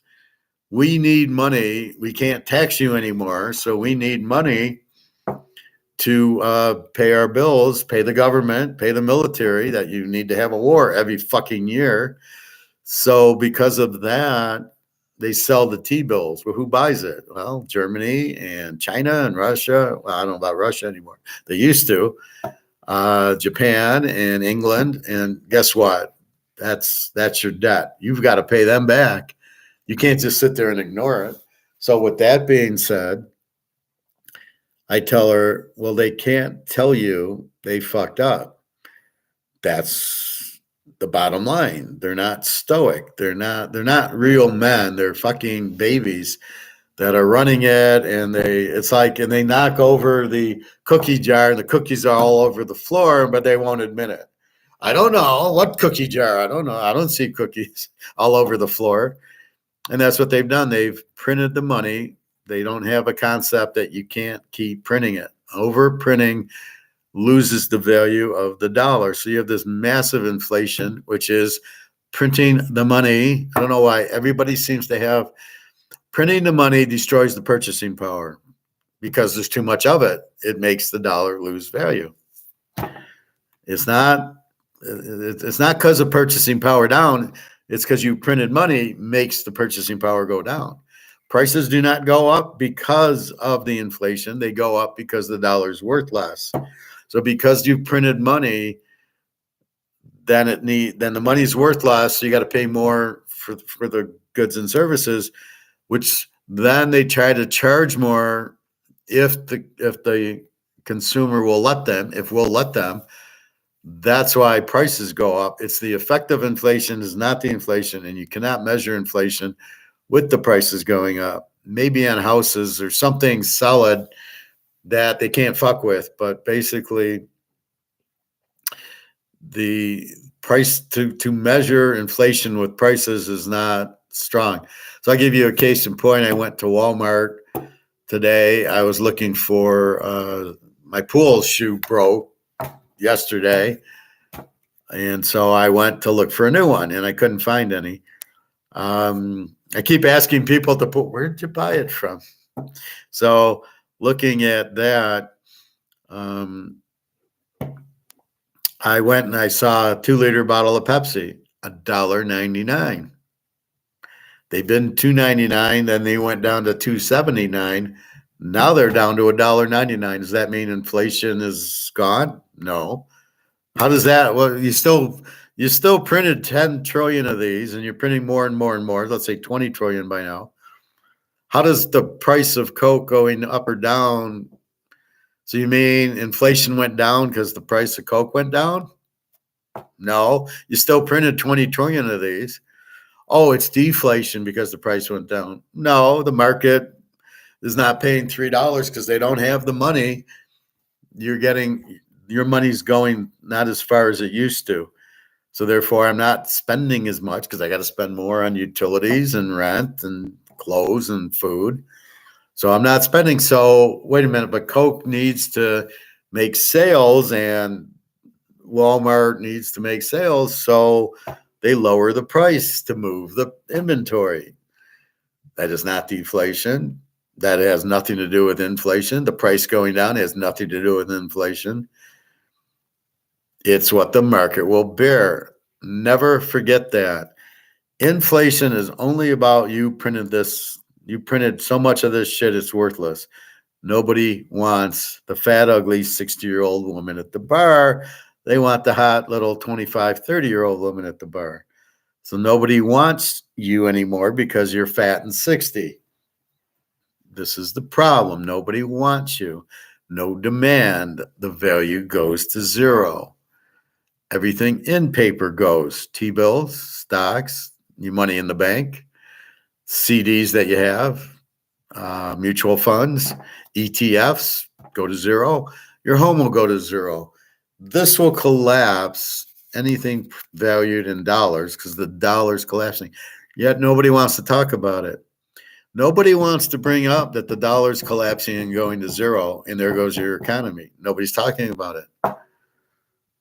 Oh, inflation will be fine, and we'll do this and we'll do that, and we'll have electric cars and carbon-based, and you're not going to have any money. You're not going to have an economy. What the fuck are you talking about? When this goes to zero, the only way you have an economy is with gold and silver, and you have nothing in Fort Knox, and you have no gold and silver. People in our class are smart enough to buy gold and silver, and they will be okay. Bobby, Luke, they'll be fine. That's the point of having the money having the money turned into gold and silver. It's like finding a pot of gold at the end of the rainbow, and our rainbow is ending the dollar. So even if everything does this and that in the dollar, it's going to zero. You've got to get the fuck out of it. And so my girlfriend is saying, well, why aren't we hearing about it? And who the hell is going to talk about it besides me? Who has balls to say, this is the reality of what's happening? And I explained it to her like the Titanic. So we've hit the iceberg. I says, me and you are walking to the lifeboat. We get in the lifeboat. We said, okay, lower us down. And everybody else is ignoring the fact that the iceberg hit the boat. And I said to her, that's what's happening now. They're just ignoring the iceberg hitting the boat. And the boat's filling with water, and they're ignoring it. That's why nobody's telling you the boat's full of water, but nobody's telling you the boat's full of water. And on the Titanic, we don't want to, let's not get everybody to the lifeboats. Let's ignore it we don't want to cause a panic. Let's not tell everybody the dollar's going down. We will just go with, we don't want to panic everybody. And if you notice, they keep the stock market up. They keep the price of gold down. All these signs to say there's no panic. Look at the stock market. It's all manipulated. It's all Ponzi scheme. Madoff would be sitting there clapping with what's going on. We'll print more money and put it in the stock market and make the stock market look good. And then what Egon said the other day is Egon saying, well, they'll put out anything they want. Oh, inflation's 2%. Well, it's 20, but they'll say it's 2. And you people are stupid enough to listen, get what you deserve by not being analytical. Hello, Luke. Well, it broke out Thursday. I think it went over, or Friday, it went over 2,000. On Comex, it's like 230 or 2030, and on I just showed it. It was 2015 on just the regular gold, and silver's up over 24 from 22. So here we go, big time. So as much as I might have to go more into debt and buy more.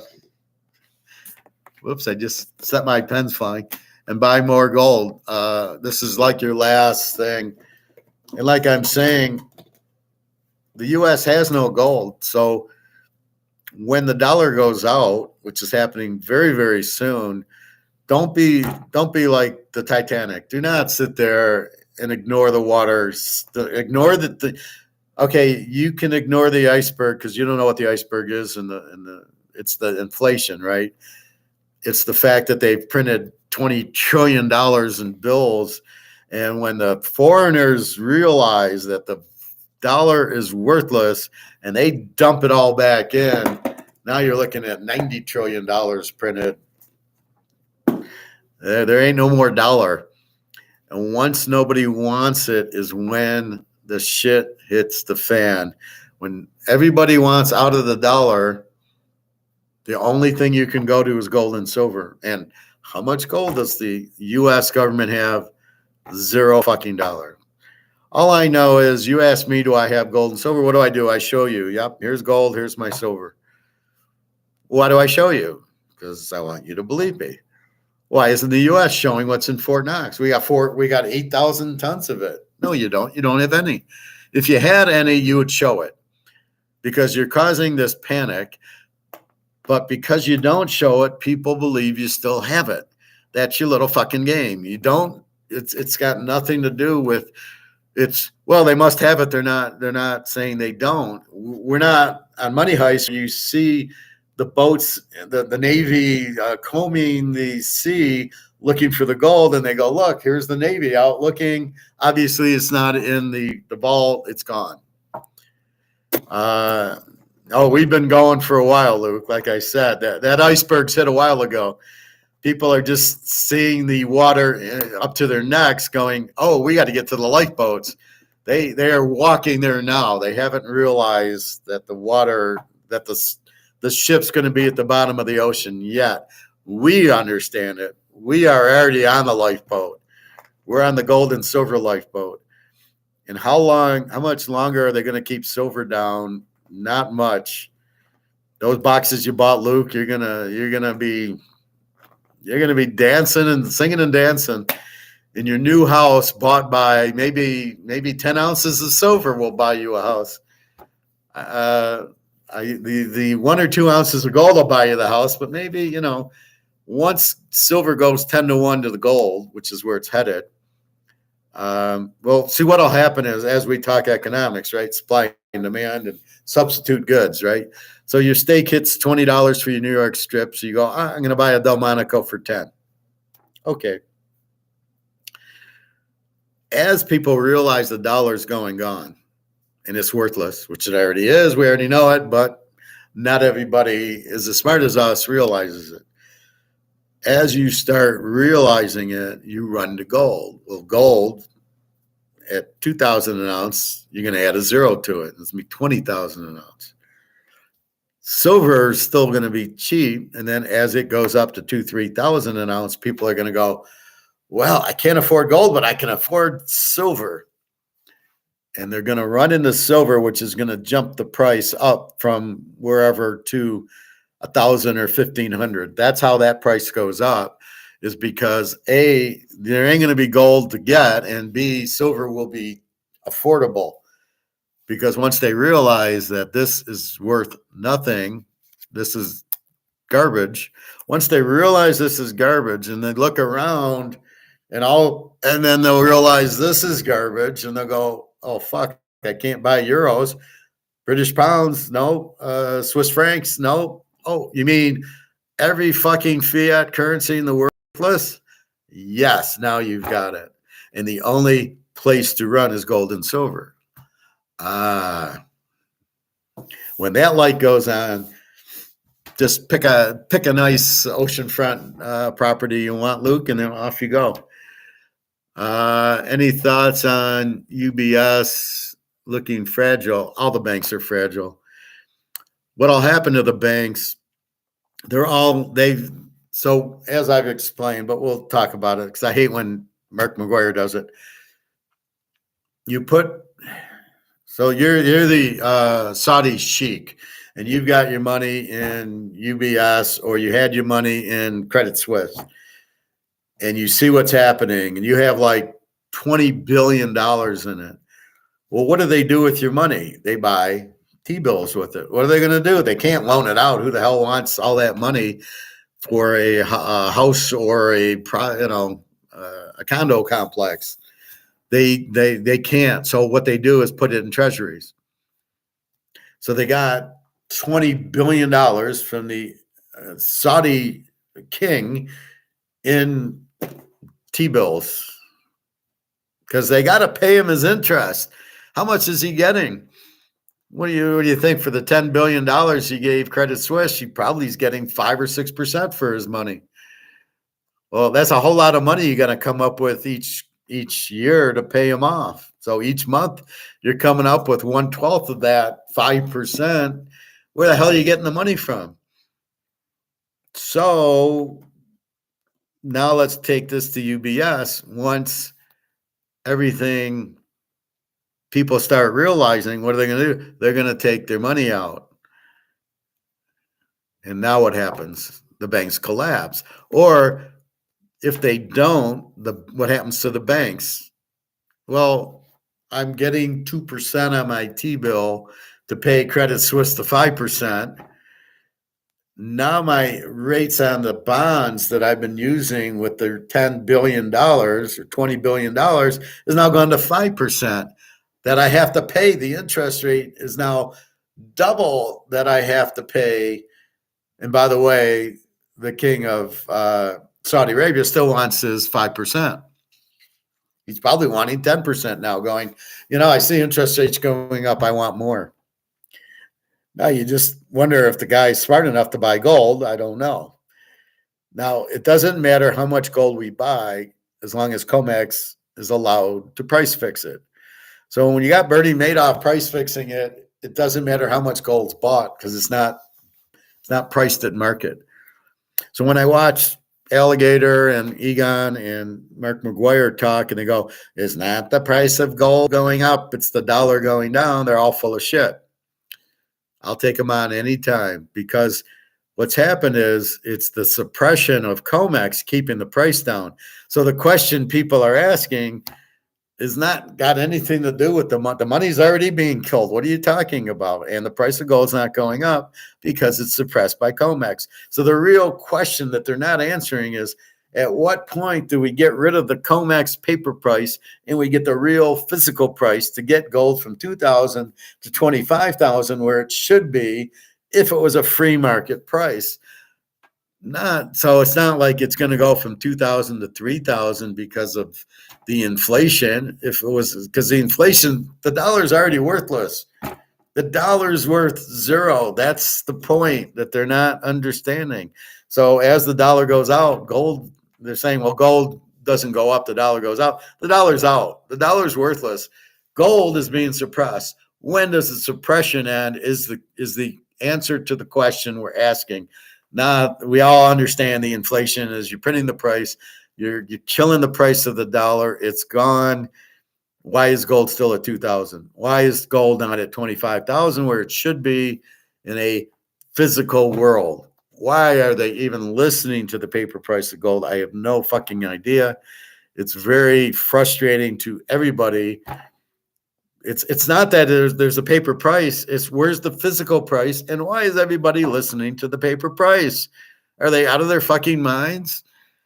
And what kills me is that you think the mafia would be into gold and not into paper. And so the real problem is because everybody prints the paper, they don't want gold. They just, we'll print $1 billion. We'll print $1 trillion. We'll print JP Morgan. Well, I'll print you 10 billion. And so the problem is that people don't understand gold. They all have Keynesian financial analysts, the mafia and the governments, I guess. And you would think instead of jumping into gold, they're jumping into dollars. So keep printing the dollars, keep the gold price low. We'll be rich with dollars. Then they realize it and they go, well, keep printing the dollars. We don't want, we got to print more dollars. No, the value of the dollar's gone. Look, Don Corleone, you need to be in gold and silver. Then you can run your empire, but you can't be in dollars. It has no value, but they don't understand it. So maybe I need to work for the mafia. I don't know. Supply will have to dry up, not available. It's already just about dry. The problem is in silver, it's not the same. In gold, if they do a derivative, they have to have the physical. It's not the way it is in silver. That's why silver's price is lagging. They just keep playing this game, right? I'm going to short it and the price will go up, and I'm going to short it. I'm going to sell all these derivatives and the price of silver goes up a little and they keep knocking it down. Nobody's taking delivery of the silver. Well, they don't need physical silver in COMEX, only physical gold to do the actual derivative. But when the shit hits the fan, once everybody realizes the dollar's been printed to death, it's not has a value. The only value, as I showed you, that's not the euro, the Swiss franc, or the British pound. The only thing of value is gold and silver, or your Mickey Mantle cards or your Tom Brady cards. Some real asset is the only hope you have. Well, understanding that now puts you in a position of, well, gold's 10,000 an ounce, but silver's $50 an ounce. I'll go buy a shitload of silver. And now all the central banks, and keep in mind, China and India and Russia are buying silver. They're sitting there going, $25 an ounce, really? $24 an ounce? Yeah, give me about 50 tons of it, or 5,000 tons of it. So they're buying it all up anyway. And believe me, there's not a lot of silver left. It's used for these electric batteries. So Tesla bought a shitload. But it's cheap. So what'll happen is, you can't be in the dollar. You got to buy gold and silver, precious metals, and gold's so high that now here comes the silver stampede. Because you're going to buy like you did. You bought a whole fucking box of it because it's $25 an ounce. And eventually they're going to run out. Eventually it goes to 50. And once it does that, it goes to 200 to 500, just like that, because everybody in the Titanic has just realized that we're about to sink. And that's when silver does a little 25, 50, 200, 1,000, 1,500. And that's where we get the $2,000 silver, is when everybody in the Titanic now starts running to the lifeboats. And the lifeboat is gold and silver, but the gold lifeboat is full.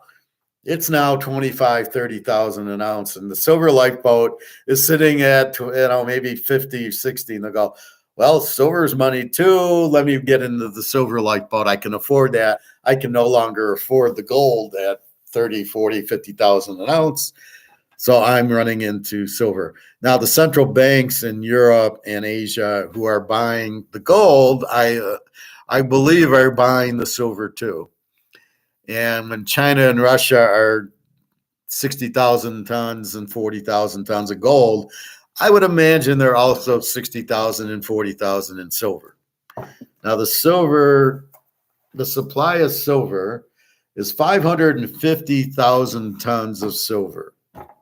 Gold has 240, let's call gold 250,000 tons in the world. That's come out of the ground. You can't print it. You can't copy it. That's why there's no risk. Silver is, let's say, 550,000 or worth twice. I don't know what China and Russia have because they mostly talk gold. But as the gold price starts going, because COMEX will not have any more gold, as that's gone. I mean, there's just very little COMEX left. Once they go, then people are going to realize they got to get out of the dollar. So they'll see silver as the alternative. So they'll see the Monaco, the New York steak is the alternative to the Delmonico steak, and they'll buy the New York steak because that's $10 a pound, not $20 a pound as the Delmonico is. So everybody's going to run into the New York to the New York strip. That's silver, right? So gold at 20,000 an ounce, silver at 100. Guess where everybody goes? Because that's all they'll be able to afford. Because they don't know what the fuck's going on. They don't understand the game. This makes Madoff's Ponzi scheme look like the Boy Scouts. This is the biggest Ponzi scheme ever. They're printing money like it's fucking water. They're fucking over everybody because anybody in dollars, it's going to be worthless. You're going to have zero. So, but as my friend Alyssa said, why aren't they telling us? Because then they'd have to admit they fucked up, because the only reason that you have this inflation is because these idiots are printing the money to pay for wars and to pay for their houses and boats that they're buying, and they're just stealing the money. But the ironic part is all the money they've stolen is worthless. It's so beautiful. I love it. Luke, supply will have to dry up. It is, but people won't pay attention to it anymore. The real key to it, Luke, is the competition by BRICS to come out with a gold back and silver back currency, and they're going to need a much higher gold price. And then, as Egon said, so check my video yesterday, I believe, where Egon's saying, well, the central banks in Europe and Asia won't take dollars anymore because they won't have value, and they don't want to get the subsidies on them. So since they don't want to get that, they don't want to own dollars. So the only choice is gold and silver. There's a word I'm thinking, but I can't. I'll think about it when I start talking about football. What happened to subsidize? It's not subsidized, but what happened to Russia, where they're basically cut off. So what happens is, as people don't want to get cut off on the dollar, or they're going to realize the dollar has no value, they don't want to deal in dollars. They're going to deal in gold and silver. Gold and silver is the only place. It's the only out, right? I talk football and I go, well, you can bet Georgia, you can bet SMU, there's outs, right? But this is the Super Bowl. There's only one game. You either bet gold or you bet silver. That's it. There's no other place. There's no other currency. There's no Bitcoin. There's no, you can't go into the British pound. You can't go into the Swiss franc. There's nowhere to go except for the BRICS gold-backed currency, which will be coming, or just fucking buy gold and silver. That's your only out of the dollar. But nobody understands that the dollar's worthless. So they're playing the Ponzi scheme on you that you won't believe the dollar's worthless. And pretty soon you're going to try to use it, and people won't accept it. They don't want it.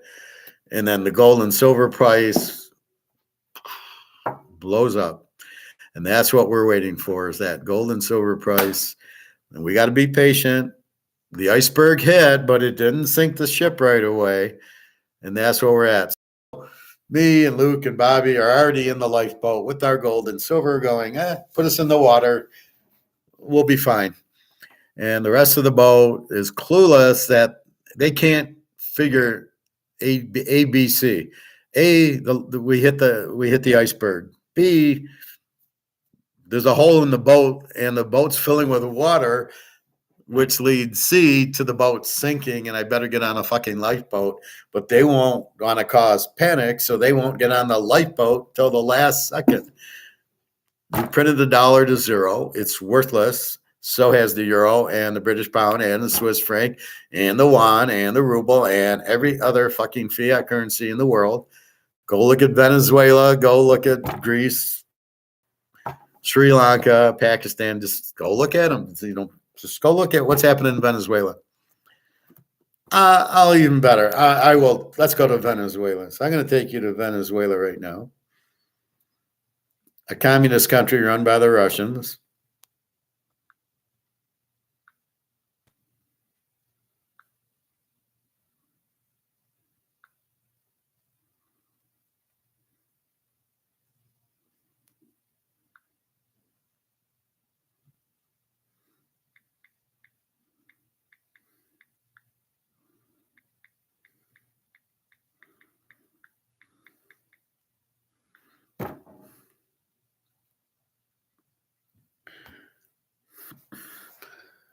Read it and wait. Look at their inflation.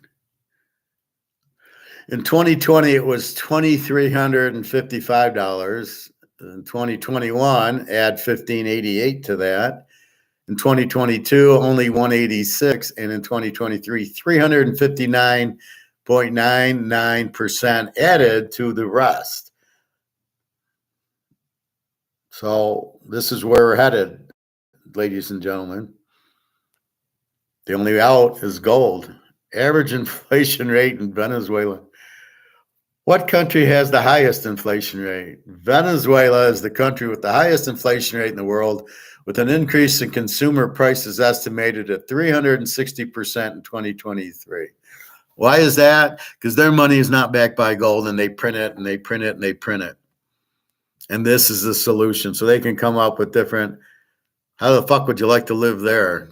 Yeah, go to the grocery store. A can of tuna is how much? 500, whatever their monetary system is. So this is hyperinflation in Venezuela. In 2018, the annual inflation rate reached 929,000%. It was expected to reach 10,000. The cause: government policies, price controls, corruption. Basically, the government printing the money for themselves and the corruption. The price controls, which never work, because if I'm running a store and I'm making Canadian Club and it costs me $30 to make and I'm selling it for $50, and they price control me and say, Howard, you can only sell it for $20. And I go, but it cost me $23. I won't make it. Okay, I'll drop out because I can't make it for what I got to sell it for. Rule number one in business: what is the price? What's the market rate you can sell it for? So if I can sell Kleenex, at the market says $3, and you price control me at $1, well, if I can sell it at $3, my cost have to be less than $3 for me to do it. If my cost is $4 and I can only sell it for $3, I don't enter in the market. I only enter in the market. So in a regular business, Austrian economics, I can get $50 a bottle. Can I make it cheaper than that? Yes, I can make it for $20. Okay, I'm in, because I can sell it for $50. And when my costs go over $50 and I can't sell it for $50, I'm out of the market. And inflation is not how much I can sell that for. That is the market. So if my inflation goes up, my costs, which are probably going to be my energy costs, go up, forcing my cost to be $50. But the market, I try to mark it up, and the market says, no, that's not inflation what I sell it for. My price is not inflation. My inflation is the dollar. The inflation is this going to zero, period. What I can sell that for is what the market will bear. So if I can sell it for $100 a bottle, that's just the market. I mean, I can sell for $100 a bottle anytime. And then when I don't have a buyer, I gotta lower my price. That's inflation. I mean, that's all it is. I mean, that's not deflation. That's not inflation coming down. The only inflation is this. It doesn't come down. I printed 10 trillion of these. That's it. Inflation ain't coming down because it's not measured by cost. The market controls the cost. We say, you market $100, we say no. It goes down to $90. Inflation's coming down. No, that's not it. We control what the price is. You can't control the inflation because you fucking idiots printed this. This is inflation is this. How much did you make? And it's not worth anything. That's what you did, and you can't repair it without gold. So all this bullshit about raising interest rates or inflation's coming down or deflation is all bullshit. The deflation is not a real world. It's not a real Austrian economic term. It means prices are going down. Well, big fucking deal. That just means the market doesn't have as much money to pay for this, and your price is too high, as in any market. You're selling a Camry, 25,000. Yeah, people buy it. Now you raise it to 35. People say, fuck you, I'm not paying for it. That is not inflation. That's you being stupid. And I went to Toyota to get my oil changed. They give it to me free. I give them football picks. So I go see the sales manager. He's crying. I can't sell the car. I go, because your market's 25,000 and your selling price is 35,000. There's nobody up there to buy it. You've got to lower your price to the market. If you can't do that, you're out of business. And now let's add 10% inflation. So if I want to do a loan so you can afford the car, you're now paying $900 to $1,000 a month on your payment. So, so not only is the price up, but now the part of the loan's up, and nobody has $30,000 to give them for the car. I mean, just to corrupt the government officials and the Bill Gates and the Warren Buffets. They are thieves. They've stole the money. But the real people that work, me and you, I don't have 35,000 to give them. After gold goes up, I will, but not now. So they're fucked. So the guy's crying to me, and I go, there's nothing you can do. The market is here. You can only sell at market. That's it. This is 25,000. That's what this has to be. You cannot put it at 35,000 and hope that these people go up, because they're not going to go up. They're gonna either not buy a car, or they're going to substitute to something else, or they'll just keep driving their used car or their car. And I saw this coming a mile away. That's why I bought my car in 2018. It's all paid off by 2021, I think. And it's done. So I own my car. I don't owe anything on it. It's all set. Mr. Luke, we may see a whole new world in 2024. We're going to see a gold world. So as I said, we are in the paper fiat universe right now. Everybody uses this to buy goods and service. This will go out. And what'll come in will be a gold standard, or a gold world. You go to the grocery store, it'll be a silver dime. We'll buy you milk and apple juice and fruit and veggies. You go to the checkout, and it'll say, a silver dime. So everything will be implied silver. So it'll be, you owe 10 cents for all these groceries in silver. That's what you're going to see. We're back to the Roman Empire. Everything came back around. So think about it. We're in Rome now in the year, just after Christ. And we got silver, gold. We have silver and gold coins. There's no debit cards and credit. And how did they buy food? They went, and the guy said, and priced everything in silver nickels and silver dimes and silver quarters. And if you wanted a house, you probably paid half an ounce of gold for it or something. But basically, that's what you did. You had that everything was priced in silver, and that's what we're going to. So as simple as I can say. Now let's get simpler. Okay, 50 count Patrick Mahomes card. Okay, let's say this is $5,000. I have no idea. I've not checked the price. Let's say this is $5,000. This is now gone. This is now gone to zero, which is where it's at now, but nobody realizes. This is heading, the ship's going to the bottom of the Atlantic. What's the value of this card? In dollars, zero. This won't have a value. In gold, it'll then, in silver, will then have, let's say, a quarter ounce of gold will buy this card. Your house will not have a value in dollars. Your car will not have a value in dollars. The value will be in gold and silver. Your house will be worth 2 ounces of gold.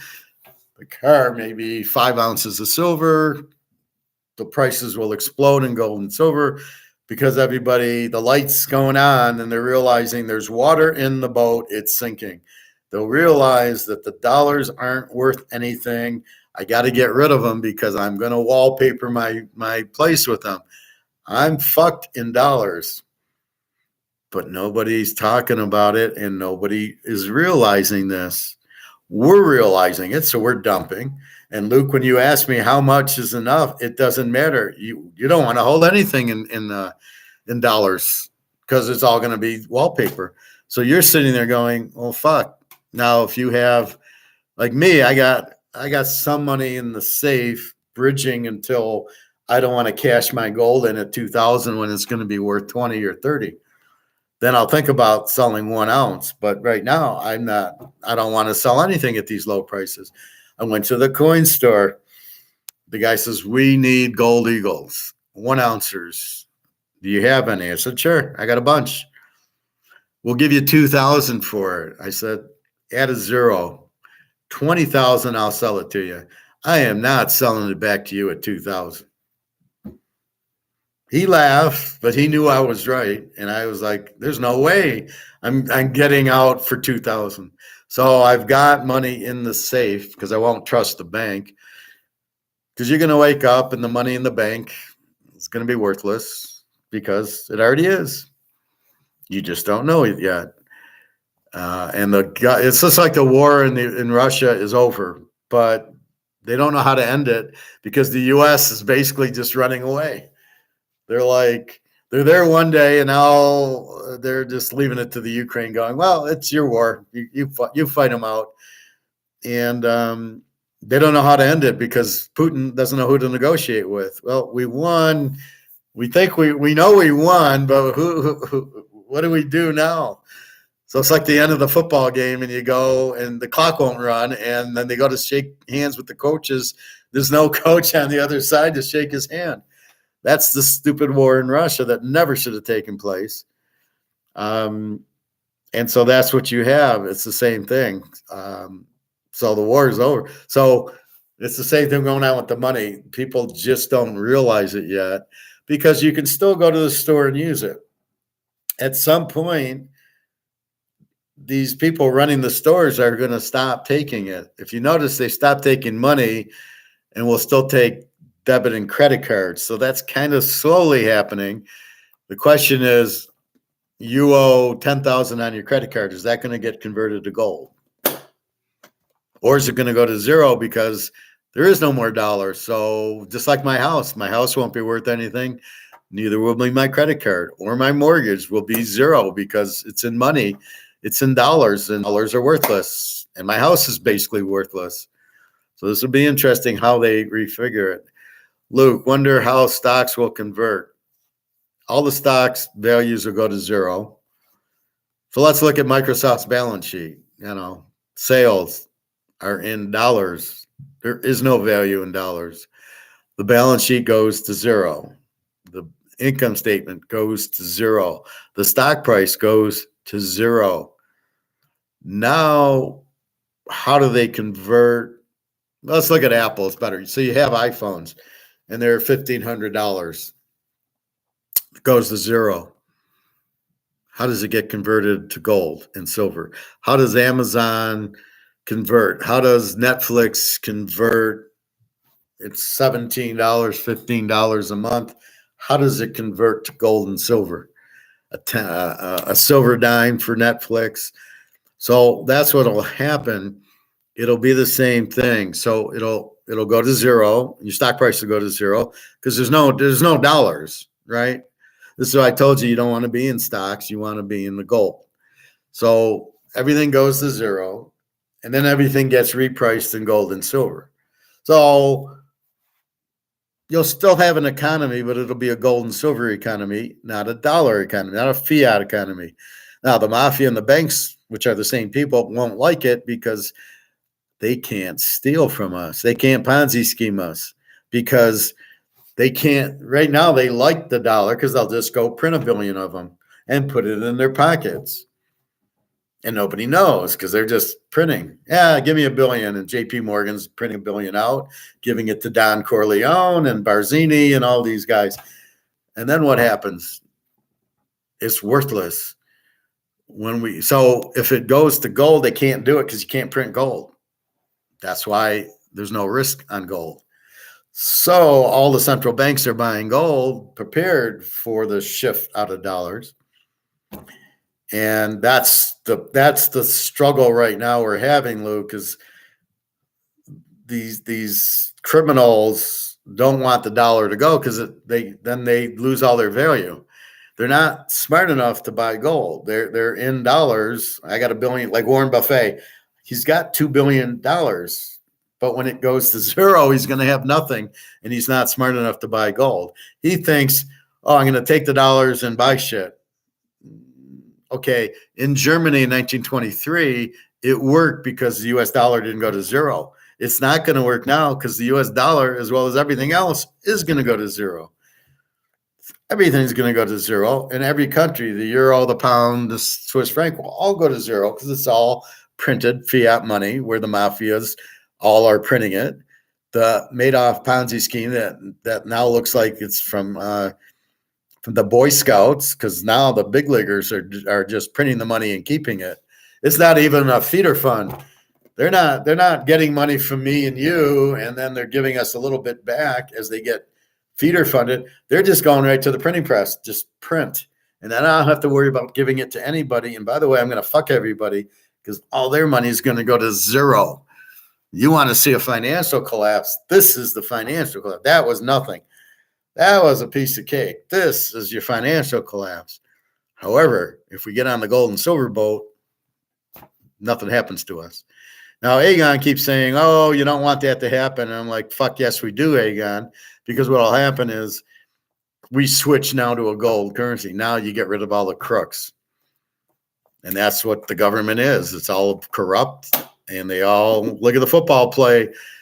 Alabama receiver pushes off, but it's costing them too much money. So they say, not a problem. It's a touchdown. Even if you didn't get both feet in, it's a touchdown because we need Alabama, in because they paid me. That's how corrupt the system is. And the system's corrupt in every way. All the judges are corrupt. All the banks are corrupt. And the banks sit there and they go out of business and they print themselves. Here's $10 billion. Now you're back in business. It's the most stupidest Ponzi scheme ever. So the stocks will go to zero. So the iPhone goes to zero. The financials go to zero in dollars. Now we've got to reprice everything in gold. So as I said, this is sitting on their Canadian Club's balance sheet. We got so many cases of each size of Canadian Club. So that's what their balance sheet looks like. Now it goes to zero. Now the balance sheet goes to zero. The income statement goes to but we still have the asset. Now it gets priced in gold. And so now all the stocks get revaluized in gold. And they'll get the value in gold and silver versus the dollar. So it switches from dollar to gold and silver. And then they get repriced to, if Microsoft's $100 a share, in dollars goes to zero. What is the value in gold and silver? And it's going to be tricky here because we don't have any gold and silver, except for us guys. Most people here don't have a fucking clue about gold and silver. So they're all going to be, that's the time we go on vacation in Europe and let all the hell break loose here because people are going to really freak out because they're not going to have any money. They're not going to be able to eat. That's the problem. Because okay, we're switching universes from paper to gold, but if you don't have any gold and silver, how do you switch universes? You're stuck in the paper universe. Oh, the government will dole out. Where's the government getting money from? Well, we'll create new money, new fiat, not backed by gold and silver, because we don't have any. And then we just say, fuck that. Let's move. Now, Europe's supposed to be coming out with a gold-backed currency themselves. I'm talking Western Europe. We know Eastern is Russia and China and BRICS, but also there was a report like from Denmark that all of the central banks in Europe are preparing for a gold standard. We're going to move there, right? You just move to the spot where the safety is. So, okay, everybody will be in gold. You'll exchange your money for the gold-backed currency. Probably be $1,000, buys you a $5 gold currency, but that's what'll happen. And then you'll start getting paid in the gold currency, and then everything will be the same as it is now. You're just flushing out of the paper universe to the gold universe. That's exactly what's happening, or what will happen. So everything will get revalued in gold. So your Microsoft stock will go from $100 to zero to maybe a 25-cent silver quarter. So now it's valued at 25 cents silver. That'll be equivalent to $100. It's actually worth probably more. The silver quarter is probably worth a lot more than the $100, but that's where it'll end up. It will be priced, and then the market will go, and it'll be silver and gold, and people will start. Problem is, people here, there is no gold and silver. The U.S. government is fucking everybody real bad. So your only option is to do what we're doing. Buy the gold and silver, move to Europe where there's gold and silver, and off you go. There isn't going to be a U.S. It's gone because nobody's going to want the fiat currency, and we don't have any gold and silver to do it.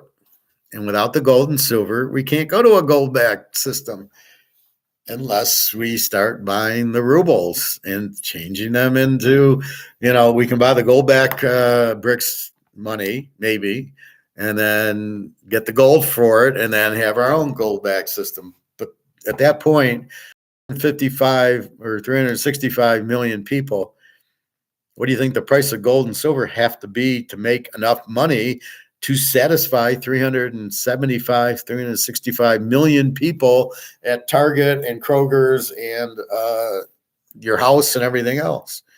So keep in mind, your house goes to zero. Everything valued in dollars goes to zero, and then gets comebacks in gold and silver coins.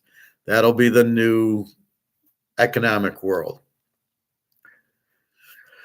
So that's really the point of it, and that's really what you have to look at.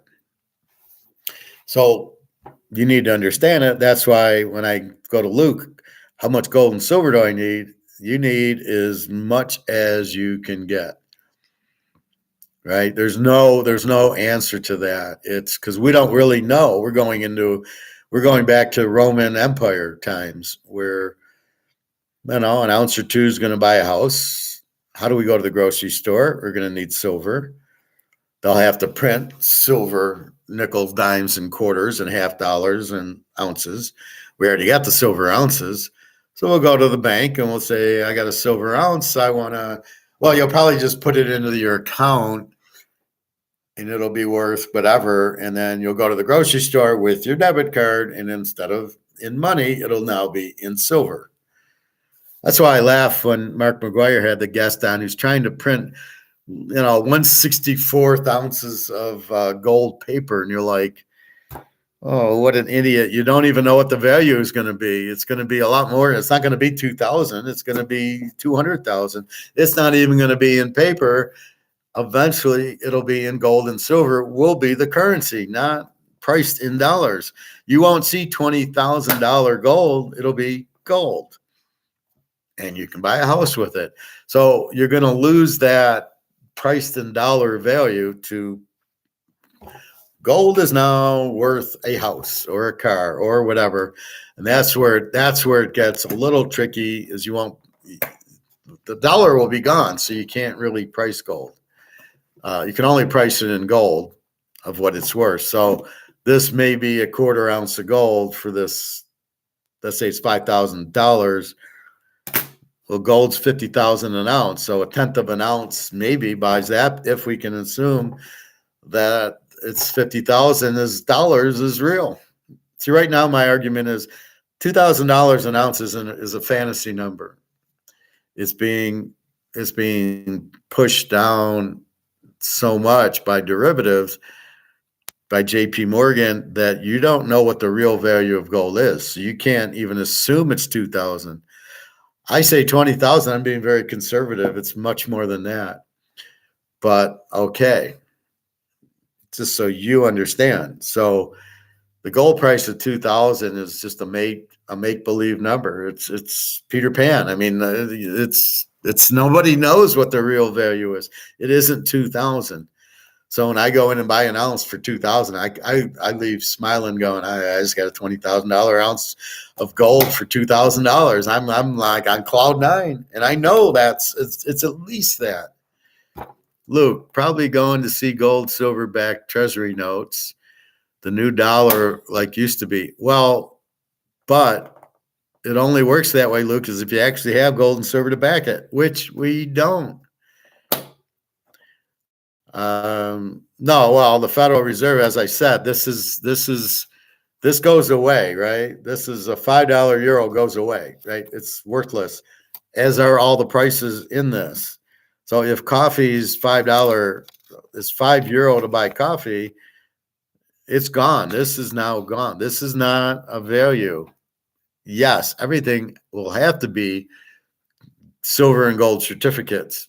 And the coin, what I'm saying is you'll go to the grocery store with a silver quarter, and that'll buy you, $50 worth of groceries now.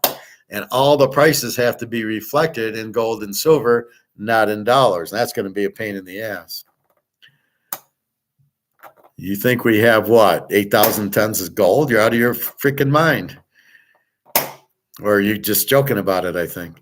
Yeah, we don't have any. If we did, we'd show it.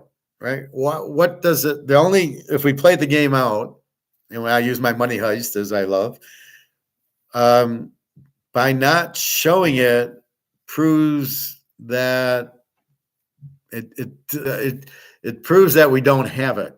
So if we had zero and we showed it, we would prove we have zero.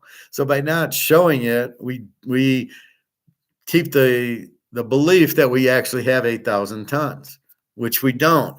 But we keep proving by not showing it doesn't disprove that the claim of that we have zero. So obviously we have zero.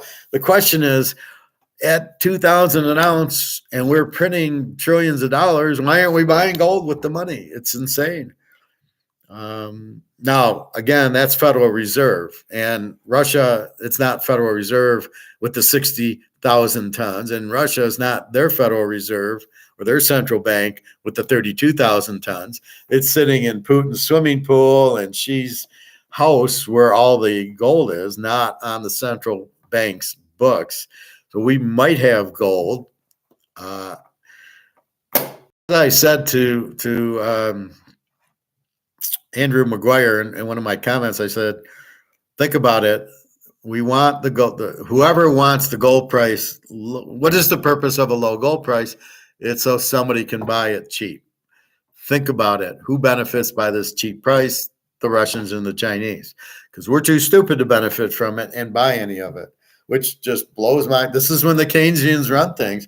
They're fucking idiots. They've been proven wrong, and anybody that listens to them, you're out of your fucking mind, and that's the problem. So they're listening to the Keynesians. The Keynesians are sitting going, oh, no, we don't want gold. We'll just keep printing money. We'll just keep printing it. It won't have an effect. We'll just keep printing it and lying about it. And it won't work. It always comes back to ruse that it will be worth nothing. Nobody will want it. And the sanctions that they do against, that's the word I was looking for. The sanctions that they'll do, nobody wants to hold it. So none of the central banks in anywhere wants to hold dollars because they're worried about sanctions and the value of it. So they're always going to be in gold, which will jack the gold price up. So that's another ace up our sleeve that we have. So what will the U.S. government do? Well, you can't come out with gold-backed currency if you don't have the gold. Because if I get a $100 note and I go to the bank, say, I want my $100 in gold, and they say, we don't have it, then the money's, it's all fraud, which is, but they're too stupid to do it because then they'd have to admit they fucked up this system. And to answer my girlfriend's question about why isn't anybody talking about it? Because it's not worth anything and they don't want to admit they fucked up and they screwed up and they Ponzi schemed us. Look how mad everybody was with Madoff.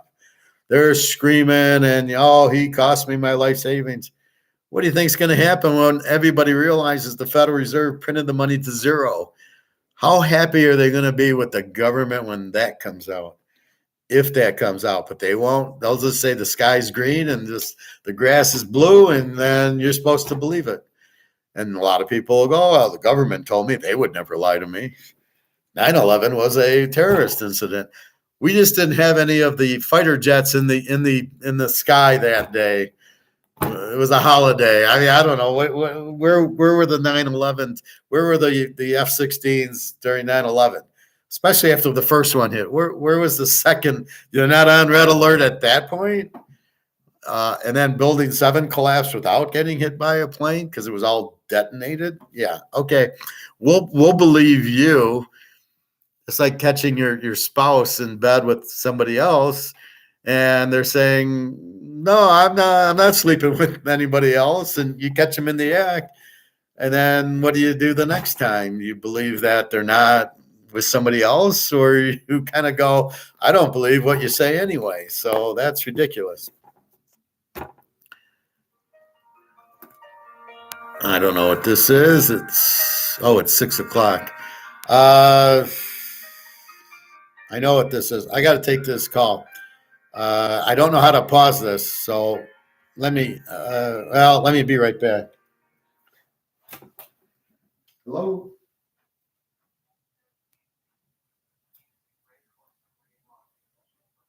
Yes, this is me.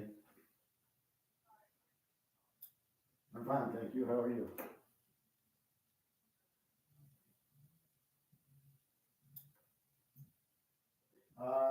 Can you call me back at 6:30?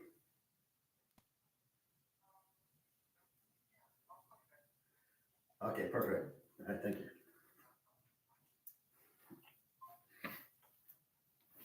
That was my interview with the law firm.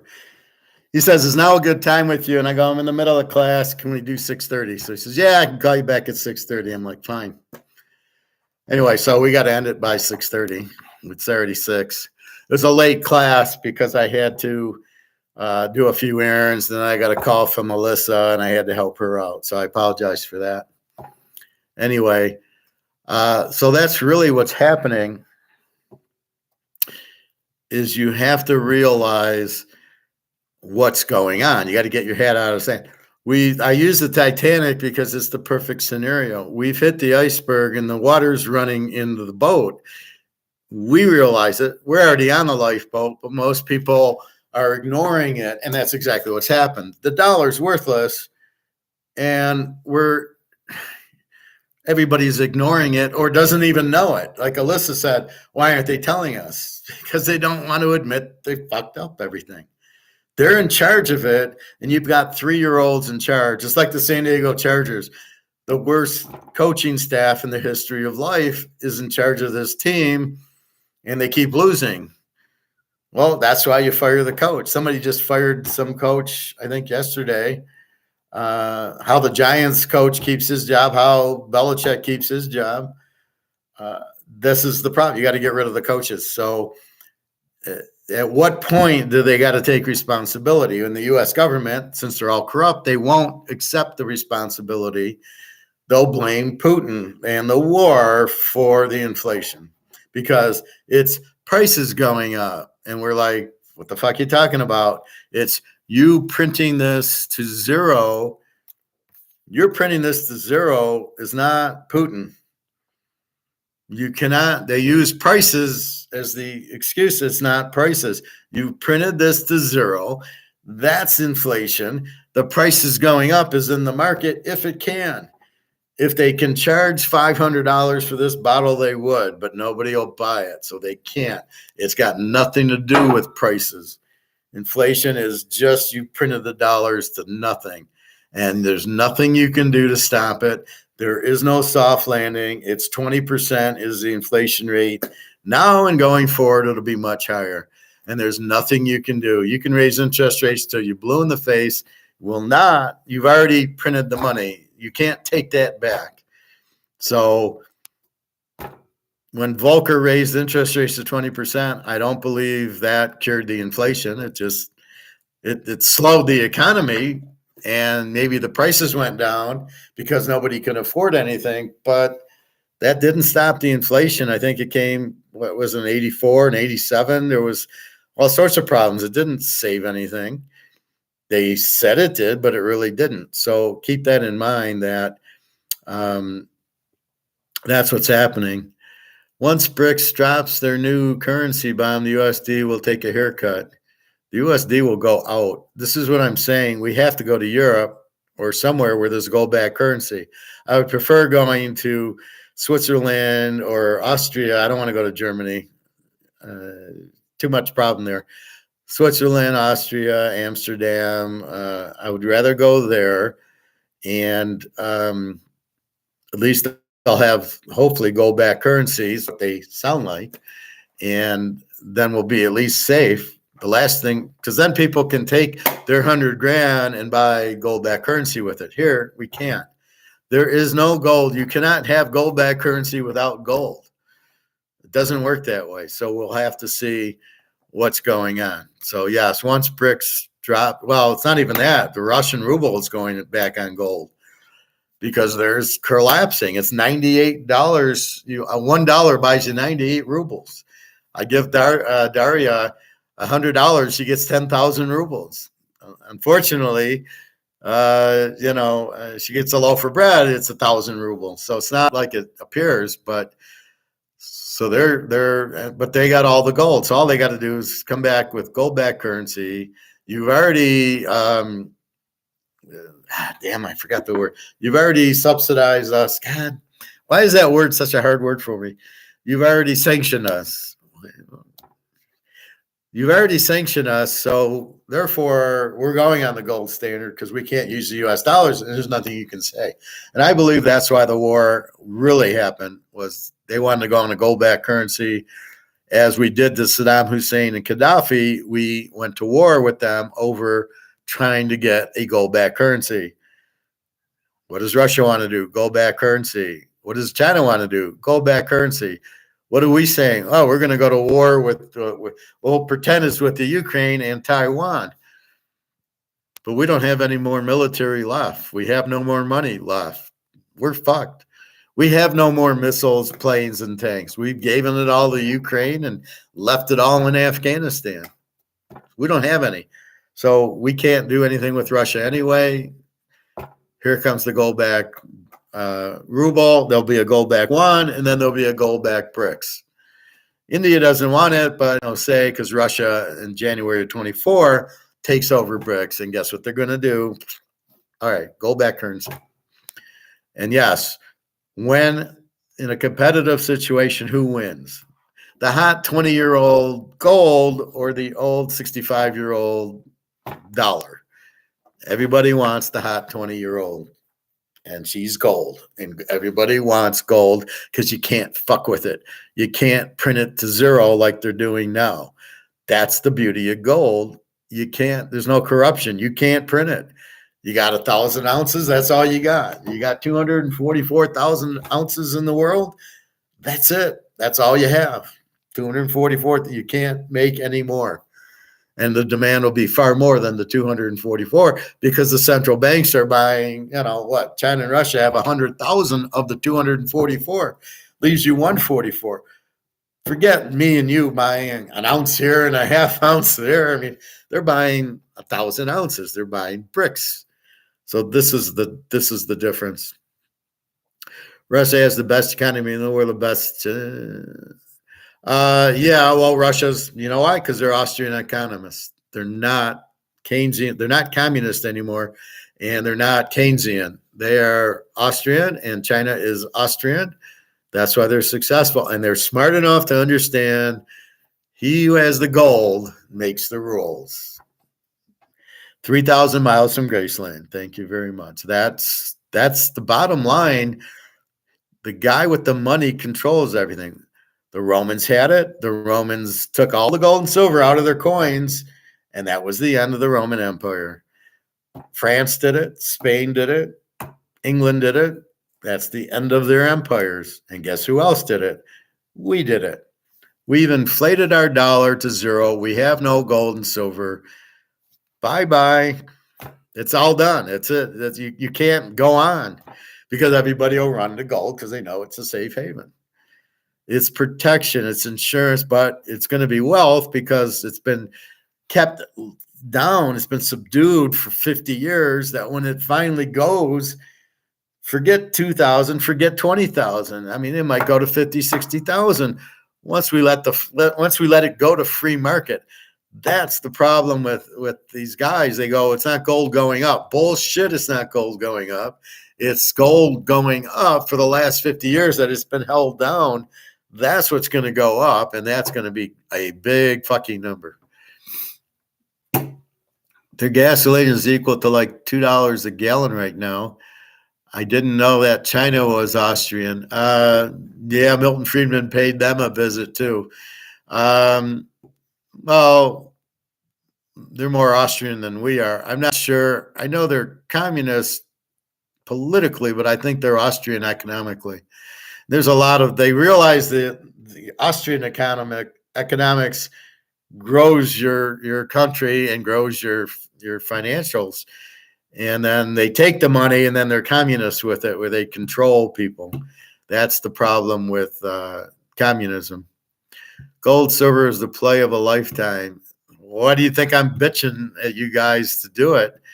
I'll sit in a hot tub and I'll go, do you have any gold? And they'll go, no. And it's like, I don't know whether to just laugh my ass off or try to convince them to buy it. But I have a friend, Julia, good friend, and we talk gold and silver, and she gets it. For her birthday, I got her 10 ounces of silver. And I saw her last week. I said, did you get the other 10 ounces? Did you fill the container with, I gave her the white container with 10. I go, did you fill it with 20? She said, I don't have any money. And I said, well, I try to help people. And she says, stop trying to help people. It's more for us, right? If they don't buy it, we can. Stop trying to help them. It's not our place to help them. And it's more for us. And when she said that, I'm like, yeah, I think you're right. So I don't really, I help a lifeguard or two, but really I am in no situation to deal with these clowns anymore. Yeah, you stick with your stocks. You stick with your oil stock, buddy. And they believe that gold is at supply and demand. They don't understand paper versus physical. It blows my mind how stupid these people are. I'm sitting in the hot tub right now. Enjoy. There you go. Light a cigar. Are you at home or in a club? If you're either way, just light a cigar and kick back. And that's hilarious. I was in it earlier about 12:30. I was in my hot tub, and I'm so stoic now. I don't even look at people unless they talk to me and I know them, like Julia or my other friends. But if I'm just sitting there with four old guys, I don't even acknowledge that they're in there. I'm in there. I'm doing my twists for my back and my legs, and that's it. I don't even acknowledge. What's the point? What are they going to tell me? We'll talk gold and silver. They don't understand it. I'm wasting my time. I'm tired of wasting my time. So I've been watching these stoic things, and it's very good. My friend Alyssa is having her boyfriend's not stoic, and he's like a 5-year-old, and he's jealous, and he's lying to her, and hurting her. And I said, this guy's a loser. He's a 5-year-old boy. Get the hell away from him. I said, he's a vampire. A stoic vampire is somebody that yaps about nothing and kind of drains you. See, when Luke talks to me saying, China this and gold and silver that, he's adding value. He's not a vampire. Other people come on here and they just yap. Those are the guys I usually kick out. They're vampires. They're taking us off subject and they're draining me because now I got to go listen to them and then I got to get back on topic. So it really drains me, and I get done. I got to take a nap. I mean, but if we just talk about gold and football, then we're fine. That's what they are. So her boyfriend, I said, he's a fucking loser. He doesn't want you to talk to me. He doesn't, want you to do this and that, and he hurts you, and he keeps secrets and tells you to shut up. I go, this guy doesn't love you. He doesn't respect you. What are you doing with him? Just get away from him. What the hell? It's so stupid. That's my point. And that's what I tell her to do. She needs to be stoic, but you're only with stoic people like Luke and Bobby and some of these guys here we talk to are stoic, right? They're smart, they get it, they keep the context, but when you get the vampires who just bleed you and drown you and talk about nothing, and there's some at swim, there's some in the hot tub, there's some in the locker room. How are you doing? What'd you do on Thanksgiving? Okay, good. Don't talk to me. You're draining me. I don't know you. I don't give a fuck. It's got none of your business what I did Thanksgiving. Shut the fuck up. Get away from me. And that's what they are. Professor, you have an interview in 15 minutes with who? It's some law firm. It's for a finance manager. And I got to see, did they fuck up? Because the pay's $21 an hour for a finance manager at a law firm. So I took it really to bitch at him. To go, well, you charge $500 an hour. How about if I pay you $25 an hour to do my legal work? You'd say, no way. Well, this is not a serious interview unless they actually fucked up with their rate. And it's really $51 an hour, not 21. But if it's really 21, I'll tell you about it tomorrow. But that's why I told them, can you call me back at 6:30? Because I'm in the middle of class right now because it's a later class and I really have no desire. This isn't a serious interview anyway, if that's what you're going to be. And as soon as the gold goes up and the silver goes up, I won't be working anyway. So it's just a matter of time. It's funny, though. I'll hear these finance shows on the radio and talking about retirement and, when you retire, you need income and life insurance and all. And I go, why don't you just tell them about gold, you son of a bitch? This is the problem. They're all made off. Oh, you need to be in this IRA and 401k, and you need to be in stocks that give dividends, and you need a way of finding money when you retire. That's how you retire. And I'm like, just buy fucking gold right now. Why is this so complicated that all these guys want to fucking scam you? It makes me sick. You need life insurance. No, you don't. You have gold. You need dividend. You need income coming in when you retire. No, you just need gold and silver. That's it. That's all you need. It's going to go through the roof. But they don't get it, and they don't get paid for it because there's no commission in it. And it eats me up to listen to these guys, and I want to call them and bitch them out so badly. That's the problem. That's why I'm here, because I'm so tired of hearing this bullshit. Oh, buy this stock and that stock. Just fucking buy gold. You don't have to do anything, and it can't go down. You have no risk. You have no fucking risk in gold. And what's going to happen to your Microsoft or your Apple when the dollar goes to zero and your stock goes to zero and the gold goes through the moon? And you're not going to be in gold. You're going to be in the stock and got to wait for the reprice if you got anything, if you have any shares left, the whole thing. Gold is God's. It's God's money. Exactly. It's that's the beauty of it. It's nature's money, but you can't print it. That's the problem with stock, and that's the problem with money, It's not real, and it can be printed. It can be inflated. The dollar, this gets inflated, right? In other words, here's $5. Okay, so let's get to the basic. There's 50 of these, right? You can see 41 out of 50. That's it, 50 of these. How many are there of this? 50 trillion? I mean, they can keep printing and printing and printing. What happens if this is not 50, but 5 million? What's the value? 25 cents? What's the value of this? You printed 10 trillion of these. This can't have a value, but it doesn't have a number on it. Where this is saying, look, we only made 50. This is 41. That's all there is. We can't make any more. You can't see 51 out of 50. Is there another 41 out of 50 out there? Hopefully not. But that's all there is 50 of these. So this will always hold its value. Could you imagine if they only printed 50 of these? That's what gold is. There's only 250,000 tons of it, and that's it. There can't be any more. They don't have to number it, but if you got it, you got a very limited amount times the whole world. How many? What's that? 10 billion people. And once they all rush to gold, what do you think the value is going to be? What dollar can they go to? There is no dollar. They're all being made off. Every fucking dollar, pound, British pound, Swiss franc, yen, yuan, ruble, US dollar, anyone you want to go to, Venezuela, I showed you, are all being printed to death. So therefore, you got 6 billion people needing money and can't use their paper. They all go to gold and silver. What do you think the value does? Sits there at 2,000 in a fantasy price? No.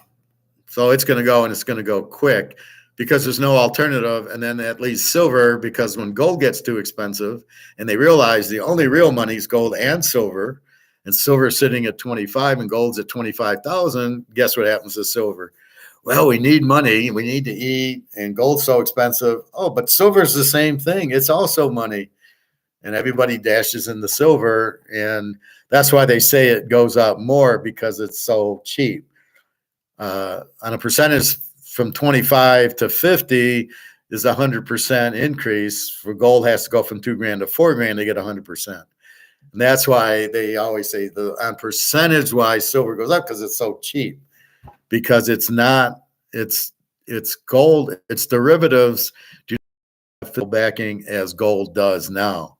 But it won't matter because everybody will be flooding into it.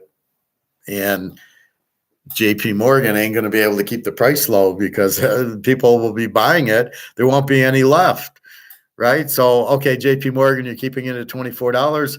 Everybody runs to buy it. There won't be a supply left. It'll be gone. And then who are you selling it to at $25 an ounce, JP Morgan? There ain't no silver. So as you said, when gold goes out, so does COMEX. Well, when silver goes out, so does COMEX. And that be the bottom line. So we've talked football. We talked pro next week. We talked the college playoffs. Your free pick so far next week I've already got is Denver getting points from Houston. Unfucking believable. That line. Buy your gold and silver at these prices. It's kept going up. Gold's over 2,000. It'll hit 2,100 soon, and it'll just keep flying because there's nothing to stop it. Once it goes, only an idiot would be shorting it. And I guarantee you there's very few banks left that want to short this, realizing that the whole economy's collapsed, the dollar's worthless.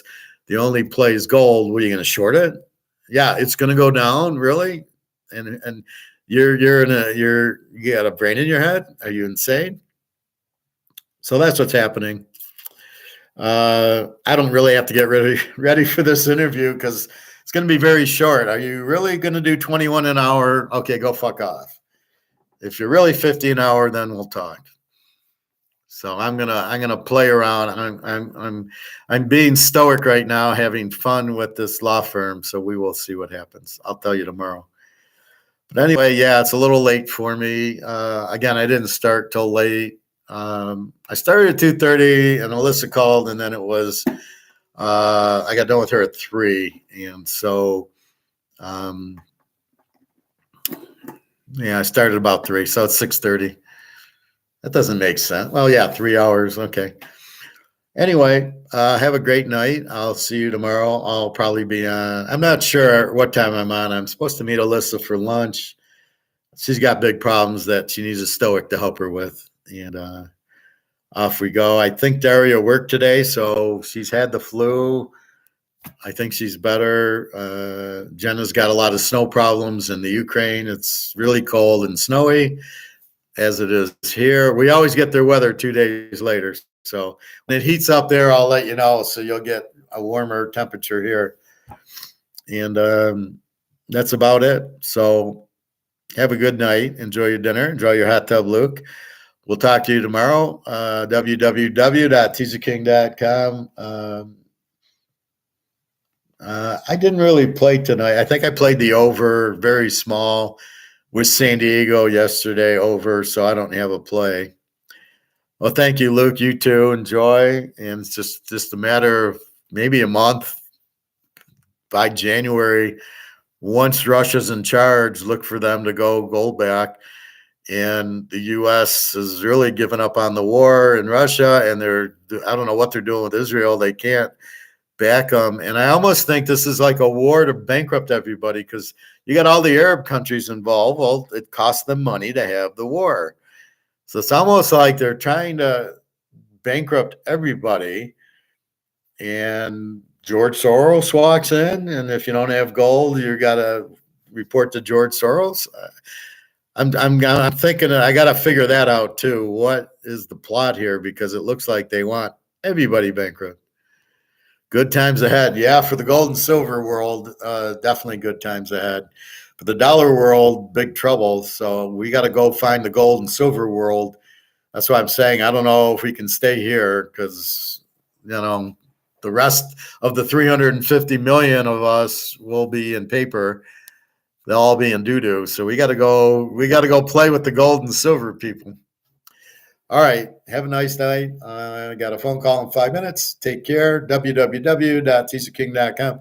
I'll see you tomorrow. I'll try to make it 1 or 2-ish. I'm not really sure, but I'll be on. It might be a little later. All right. Take care.